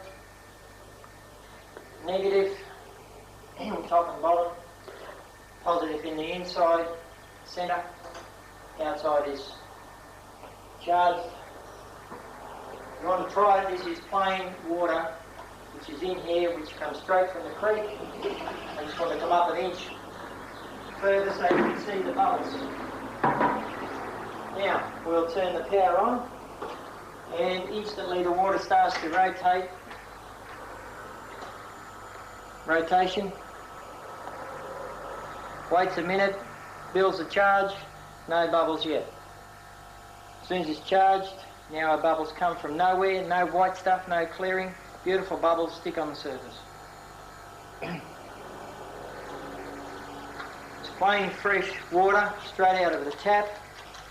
That's how long it's been on and charging. The first few bubbles. That's with it on.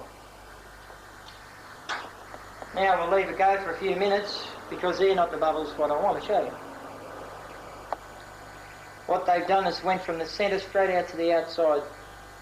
We're going to get a bit of muck in this because the water is polluted up here. The better the water, the fresher and cleaner the water, the better this is.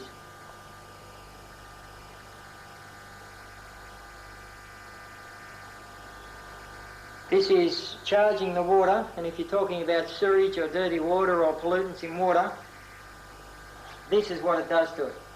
It totally cleans your water, pulls them off, separates it. You can put it, it's not underneath, it is only on the surface, brings it to the surface. You can get a dipper bucket, strain it all off, take it off, throw it away, you've got clean, beautiful water. Oh, that's really yucky stuff to look at, isn't it? Now, you turn the power off. Power is off. There's still production going very well off this. This is charged well. No charge on. Whoops. Flame went out. Doesn't matter. There's no charge on. Come here. That's the door behind me. Louder. Getting better. Getting better by the minute. That water is cold. They will get bigger and bigger and bigger, and they come up, I've had them that big. Yeah. You that's a can bubble leave on them there. all day, as Yeah. long as they don't burst. They won't burst, they'll sit there all day. Yeah. That gives you a surface tension. That's why they're sitting there, surface tension. Everything else you'll do, you can take this if you want, everything else you do, everything what comes off there will break the surface and it's gone. There's no bubbling, there's no nothing, and nothing stays there. This is charged water. This is the only time and any time else that you'll get bubbling. Waits a minute. Now water's charging up now. Comes through. The very first bubbles are lightable and blow your head off. You charge that water, leave it going for a short period of time and get a good charge into the water. You can see what's coming off. They're clean, they're clear. There is totally nothing Beautiful in stuff. that water. The more you leave it to charge, the better it gets. Those bubbles, they will stay there all day, all tomorrow. You come out tomorrow, you hit the any one of those bubbles, you hit them with a match, and do you notice it's getting louder? Sure is. Which your eardrums doing? Because mine are absolutely ringing like shit because they're totally inflated. And if you got it on camera, there was no flame, no orange flame, no nothing. That's right. Totally. Now, the bubbles come after the flash. They're still there. No charge on now. And it's still charging. Yeah, It's still going. Still bringing bubbles up, yeah. I haven't charged that. It's getting louder and louder. You want me to leave that on for, say, 10, 15 minutes? You will not stand in here because every one of these sheets of tin on this roof and everything will be shaking with the sound. You'll have to hold your eardrums and it'll go through your hand. I've done it. My Your ears- body will feel a thump, not against it. Your body will feel a thump. Yeah. The ground down here will thump, Shake. Yeah. shake. That is plain, straight, nothing in it. You want me to drink it? If you want to try it, straight finger in, feel the slip. There is no caustic. Just, please, if this is for you, I'm not guaranteeing that every car will run straight away off this gas. The little Escort took a day and a half. That's a cast iron motor. It had to put positive gas into the manifold and into the motor, and it totally changed it. It took a week after we took the manifold and carby off and the gas off. It took a week before I could change the timing back and get it to run smooth again on air and petrol. A week after to get it back out of the metal. Now, you use this, hook this up. I know it runs on the Rover, the Leylands, the Escort, a Holden motor, a Falcon motor, a forklift, gas forklift, many others, can't think of all now. But some cars with a negative charge in the motors takes a certain time for these, not hydrogen or oxygen, these ions or these positives to get in, pollute the metal, change it from negative to positive, then it runs. This car here now, we'll show you later, it will run straight off because the pollutants are still in the motor. They're in the manifold, they're in the carburetor. So I'll show that later anyway. So, and that gas there you saw has no colour when you light it. It is, if you want to, if your eardrums can pick it up there, totally implosive. Pulls your eardrums very loudly, doesn't it? It Very sure loud. does. No flame, no nothing, and it is not hydrogen, that stuff. There is nothing in the water. I've drinking it, he's tested it, there's no slipperies, there's no nothing. And all these two, exactly the same. If you put caustic or anything else into those waters within that period of time, any of these will be red hot. With the charge and the plate and the stuff that's coming off. They'll all turn hot. They stay cold. Ordering about there. And this is gas reserve, and this is a welder, and this is a cutter, and this is also for running cars. It's been run. This one's run a car. That one included. The Escort included. I've now filled it full of fresh water. What Paul has brought down straight. He knows what it is. Right to the brim and top. I'll now take the charge. I'll put it on. Positive outside. Negative hose that goes inside like I described before. turn the power on. I want you to get close here because you will see with charging, water will lift, expand out.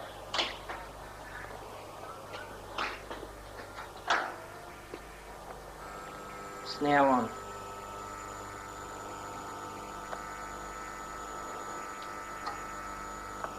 Clean white bubbles. Have a look at the tension on this. It's standing up 1/4 inch or more, the water above the surface.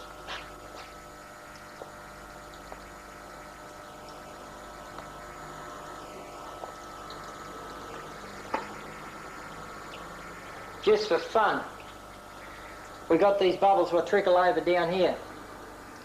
They're on there. You see them?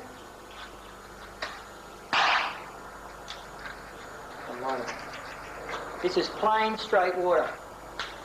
Oops, that's a plain straight dead match. You watching? This is power on. I don't have power on. I'll let some go down and build up. This is dead straight plain water. I'll just get a little bit of charge into the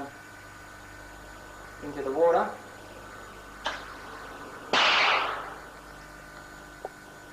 Bloody hell. You want to leave them sit on there, they build up. They'll stay on there like they do on the keg. On there, they stay on. That is not off the cell, that is the bubbles they charge. The water, plain water running over is charged. Hit it again if you're right. It's charging, you see? It's getting pretty good, isn't it? It's just about as good as your balloon was, Les. Bloody hell. We turn the power off. The bubbles are gone. You want to have a look in? Bubbles are gone. Water's shrunk back down again. You okay? See, they're collecting in big blobs in there. Mm-hmm. Right, I'm going to light it. God, jeez. You right? No power on. No power on. That's that one. I'd like to get some onto the surface down here. This is plain, straight out water. That now, the water is down to there, you've just looked. Yeah. The water is now stretching, stretching, it's coming up. It's coming up. And we'll just wait. You'll see the bubbles in here if you want. Hopefully, it's sitting there now. And in a few seconds, it should pour over the top. Come on. It's got to build up what I just set off in there.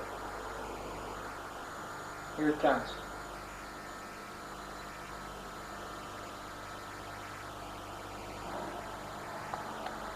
Have a look at the action if you like, if you want to come in closer. I'm zooming in as quickly as I can.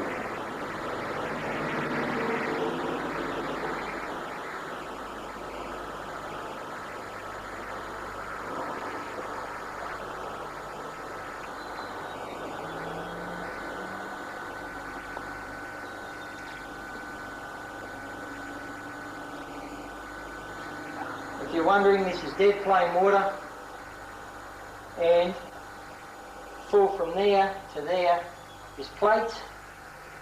Turn around, look at the charger. We're pulling less than 20 amps.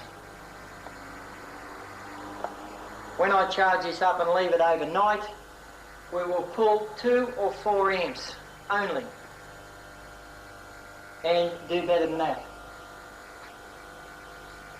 Now, I'll add a little bit more so you know. So all that plain water.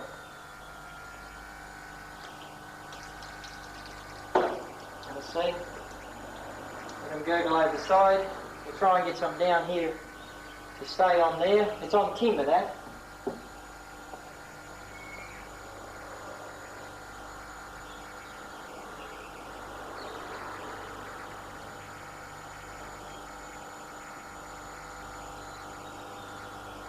doesn't matter. I'll show you something else with this again in a few minutes, but we'll get a bubble. That one had a yellow flame. Why it had a yellow flame is it's on paint. All right, yeah, I picked up. Very loud. It is. Oh, yeah. On neutral plates. Mm-hmm. What happens is ordinary electricity spirals and goes right to the bottom and gurgles up. Mm-hmm. Comes up with the bubbles. On neutral plates, the current goes in and does a total right-hand bend in every direction of these. Straight out sideways. So what happens is if you inject the negative in at the top, positive doesn't matter, it's right around. If you inject the negative in at the bottom, it does this all the way up to the surface. Everything's trying to get to the surface. Now, if you just put it into the top, it doesn't work the full length of the way down. So you have to put your negative in at the bottom. In this blue one, I've injected at the top, but I've run a wire straight down through the centre of the negative and put it on the bottom. And it's like an insulated wire. Yeah, insulated wire. And It's sort of like this. It's insulated all the way to the bottom, and then it's hooked onto the bottom, right at the bottom, and then it works its way all to the top. If you hook it just in through the top, I've done it, you don't get half the production, half the bubbles. You will produce hydrogen, and you only get a few little bubbles. Nothing. You've got to do it in certain positions. This here is totally by all rights and figures, by putting neutral plates across that, cuts down to buggery on each one that goes through. It cuts down, halves the current input. So by rights, plain water should not produce one single bubble. Nothing. And you saw what that does. Well, that's right, yeah. And now, And I can you- increase that threefold over Yeah. by doing something else. Outside, positive.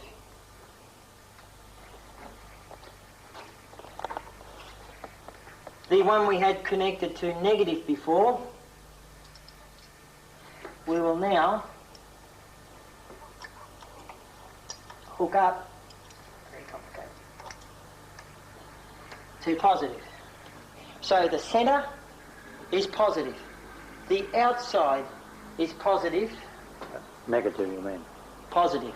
Oh, right, yeah, oh, yeah. I see what you mean. That's positive. Yeah, yeah. I bring this to the centre wire, centre one. Yeah. I then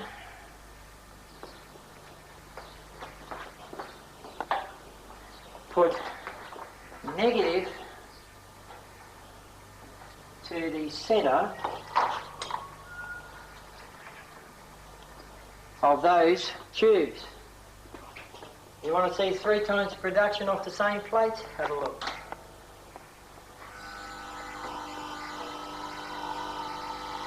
Watch how the bubbles are. Look at the vapour. Look at the colouring. You're watching how quick it is.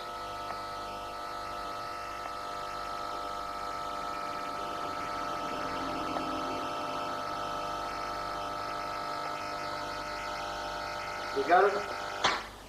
You watch. See how quick it is.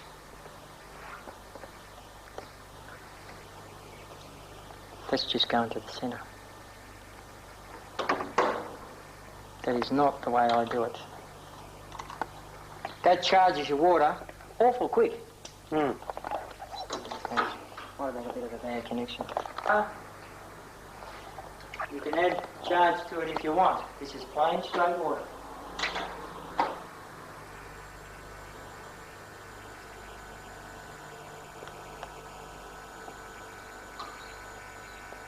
Don't know why, it must be the stuff in the water. It's pulled 10 amps, you shouldn't even pull half an amp on this. We'll grab some plain water. We'll build up because I always have the water right down. Could all burst on water.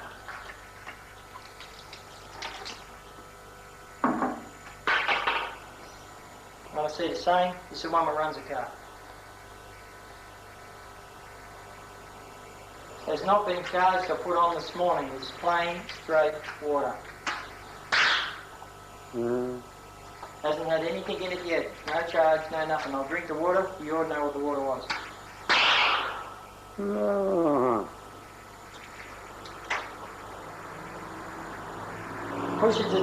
Pushes out the water and everything else it doesn't want. Even under vacuum. It'll pull down to where it wants. Won't use any from there. Oh, yeah. You go as far as you like on this stuff if your water's below where she can pull any down a hose. And you will not use, go around Australia if you want, won't use any water. Come back, still got the same water. If you go above, where it's going to vacuum it out or push it out, you will use what it pushes out or use what will come out under vacuum or splash. After that, you won't use any. You can keep topping it up as far as you want, whatever you want to do on top. Build it up, draw it out through vacuum. This has been on for as long as you heard so far. Bloody hell. Pull the eardrums if you're wondering. Very well. Want to see? Still lifting. Yeah. If you put your thumb over, very strange things happen. The bubbles go back to the water. See? Yeah. You want to come up closer and have a look? I'll put my thumb over, I'm going to build up a bit of pressure. Come over and have a look in. I got you got it? zoomed right in where I can. Watch. Yeah? And we're getting a pretty good pressure, aren't we? Oh, yeah. There's nothing wrong with that. And how many tubes have you got inside one another there? In that one negative, two neutrals, one positive outside. Oh, yeah. Like four. Yeah. Four. Now, altogether. if your gas is no good, and you want to increase the performance of implosive gas and everything else, do that. Let it build up for a sec. Take your finger off. Here we go again. Hydrogen. Yellow flame. Got that? Oh, yeah. Yeah. Want to change the gas? All you do is put your finger back over it again, or add plain, straight water.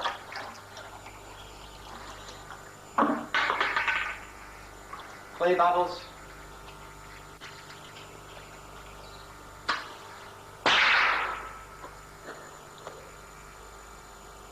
Yeah. Different bang.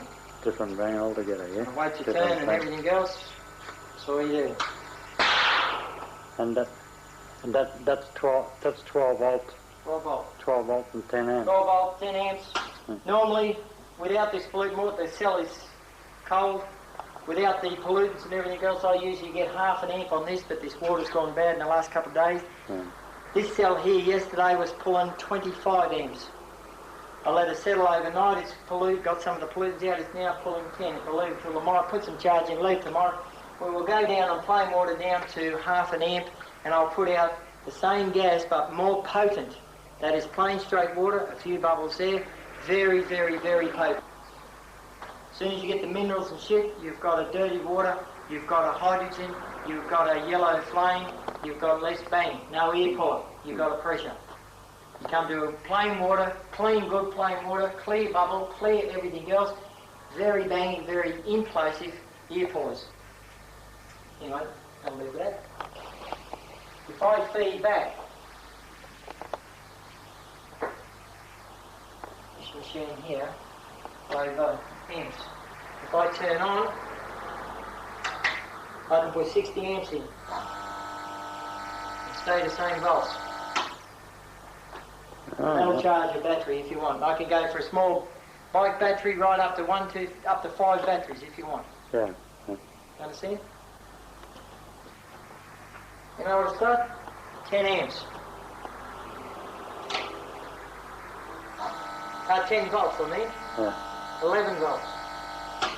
And 60 amps. That's That's a supercharger. that's sulfuric acid in a battery. Yeah. In water. Or the sulfuric acid on the plates. Understand? It's pulling heaps and heaps and heaps of amps. We saw a minute ago that we had very low voltage, 12 volts and everything else on this. See what we got there? plug this on. Now, I've set it on boost, and you watch what I can put in.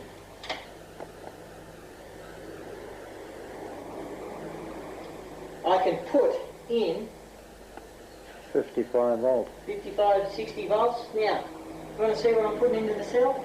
That one after it's been charged. It's charged now. Yeah. What am I putting in? Half an amp. On plain water, and I'm still getting out the same gas.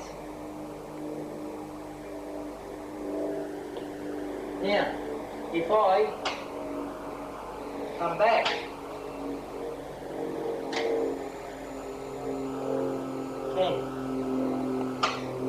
I'll still do the same.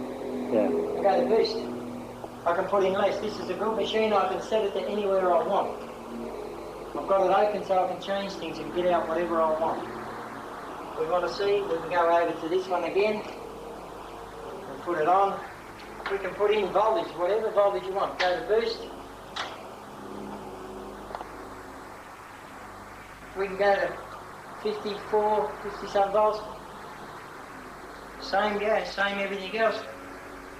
Still get out the same, mate. Don't care about voltage. The more voltage I put in, the less I pull, on the way I've set up my plates. The less voltage I put in, the more I pull. Yeah. That's if I want to produce hydrogen, oxygen or gas or bubbles or anything else. But it's not what I do. It's not what I want to do. Go back to 1 and I do worse. It's however I want to set it up. Or I can go just an ordinary battery, do the same. If I put it on charge and go through dry, I put water in the car. It should have been on the other video about it. That's filled to the top. Now, when I put this into there, and for you, I'll put a bit of charge into it. Now, you'll see the bubbles go into there off the cell as soon as it builds up the charge in here. Bubbles will go into there. They're very explosive. They're through a flash arrestor. If we can light them first off, doesn't matter. That water should, as the charged gas goes into it, should expand that water out, which is plain river water, and pour it over the side. And charge expands the water. As soon as we get the bubbles coming through.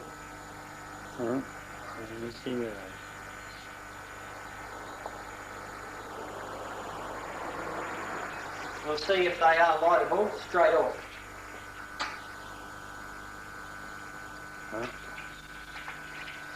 Same cell. Doesn't matter. Different gas in there, what we want all together.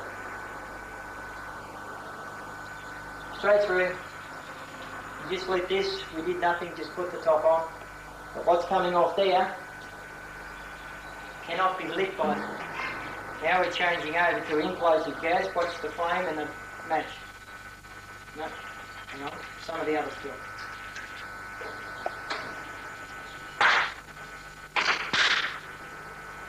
So you've got 3 different kinds of gases there already. Yeah. One with a yellow flame, one with an explosive and throws water at you, and the other one which is not lightable. All in the same. All sorts of different cocktails. One more don't light, one more puts it out. One more throws the water out. Inflation. All the same. That's what happens. Oh, it turns off. Where are you going? No power on.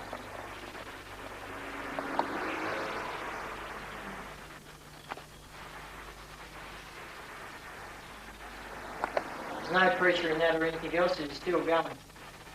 Just keeps going.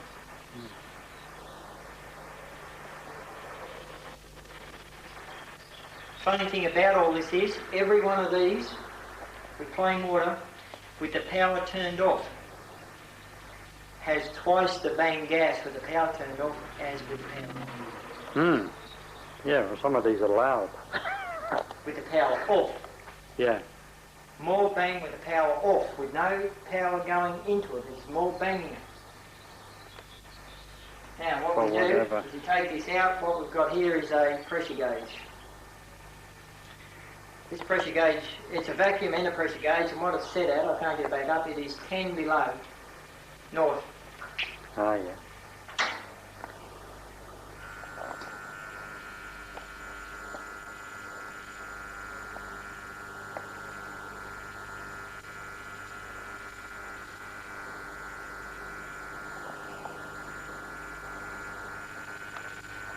Now already. Just let it sit anyway and watch it build up. Bubble C. But, and we had implosive gas which goes into the water and throws it out and does not have a flame. I'm here with an open lid. I turn the power on for 3 seconds, I turn it off. I have, when I light it, that's air rushing in. I turn the power back on, 3 seconds, turn it off. I put a match to the top, I get air coming out. I turn the power back on, I turn it back off again, 3 seconds again. I now blow everything to smithereens. Just goes boom! 3 different gases, and you can see the 3 different gases there by each bubble. In the cell here with an open lid, I get implosive, exhaust, and then explosion or implosion. Actually, it's implosion because I've sucked this lid here totally down into there 3 times now, and I've had to knock them back out. On an open cell, I'll pull the centre plates clean up that far out of the water as the implosion went, and I threw electricity right around this whole shed, off the cell when it went. And I'm not going to do that for you now because I've already been cut and shocked and flame and sorted me out. Now, we're up to 100. Oh, well, actually 120 because it's 10 over, see? Now, on this, I just put a balloon.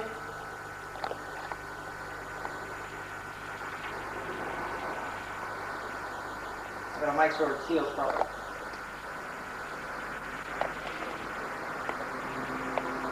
Balloon over the end. Lean on. Build up whatever you want.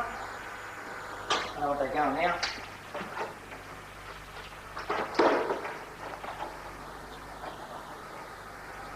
So what one bubble does? One.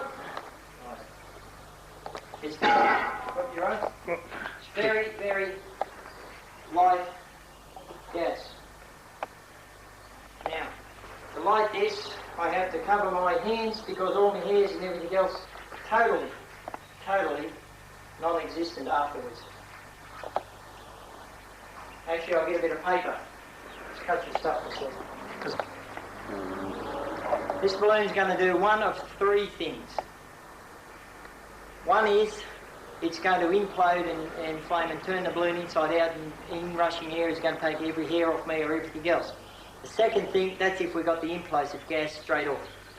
Secondly, if we got hydrogen, there will be a big bang and a yellow flame and explosion. Thirdly, there will be another thing which, if it's there, you'll see.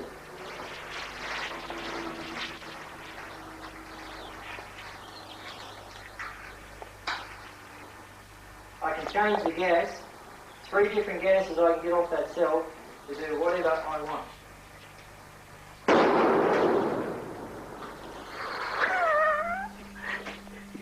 You still there, Joe? Sort of. That had a yellow flame to it. Yeah. That was hydrogen. First off.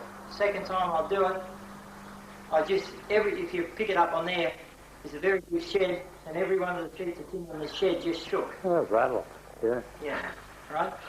And it pulled my eardrums and so on, but my eardrums are still here, so that was explosion hydrogen as well as a little bit of implosion. Get the other stuff.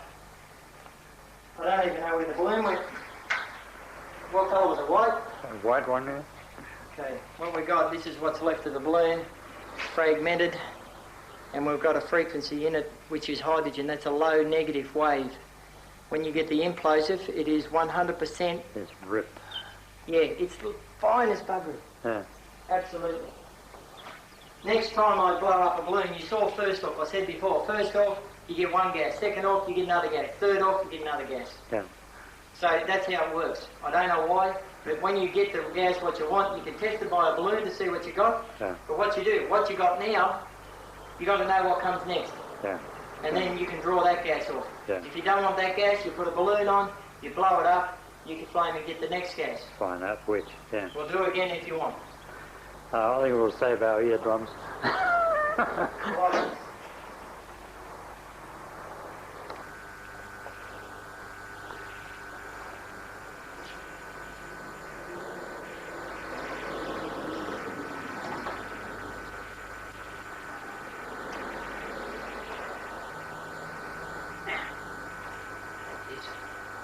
I had a proper tube, I put this on for welding this morning.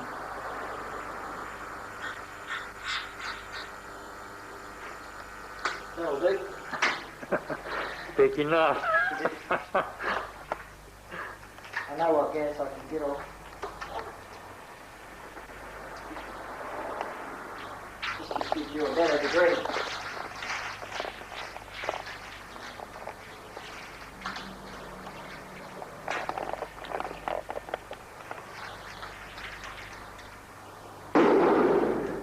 Bloody hell. That was a different gas altogether, yeah, different bang. Different gas.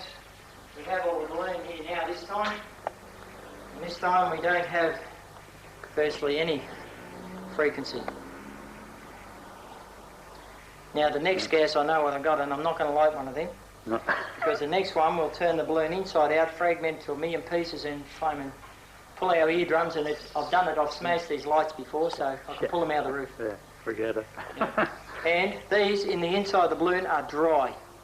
The next gas that runs the car, when the balloon is fragmented, the balloon is turned inside out. This is the way that balloon was then, out the right way up. The balloon is fragmented to 1,000,000 pieces and it's turned inside out and it is soaking wet. Oh, yeah. It's condensed the rain. Yeah. It's condensed rain. It's made it up. Whoop. Different gas again. Yeah. Spits of water. Oh. Still got the same. That was hydrogen. See the yellow flame before? There's two different ones. One out was yellow flame, one in with spits of water.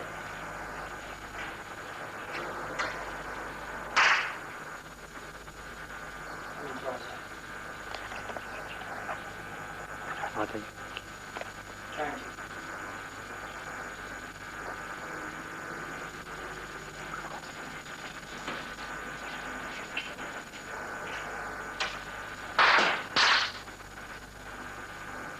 What's the difference? There?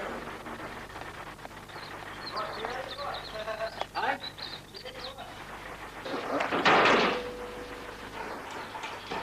You got the taco there? Yeah, yeah.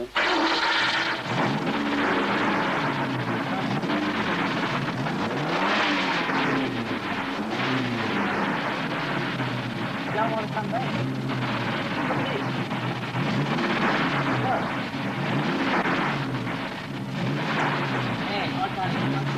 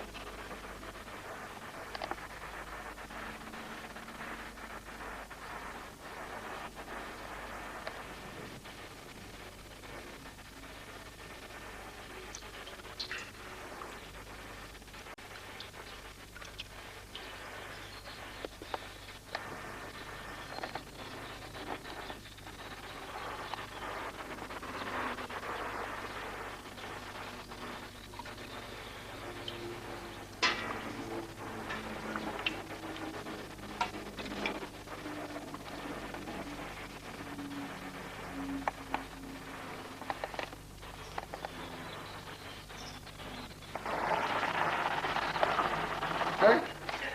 Fine. There's no petrol in there now. But if you try it totally without any... You see that? You saw where the petrol was before, didn't you? Yeah, well, there's nothing in the filter there now, no. Should. So I've got focus.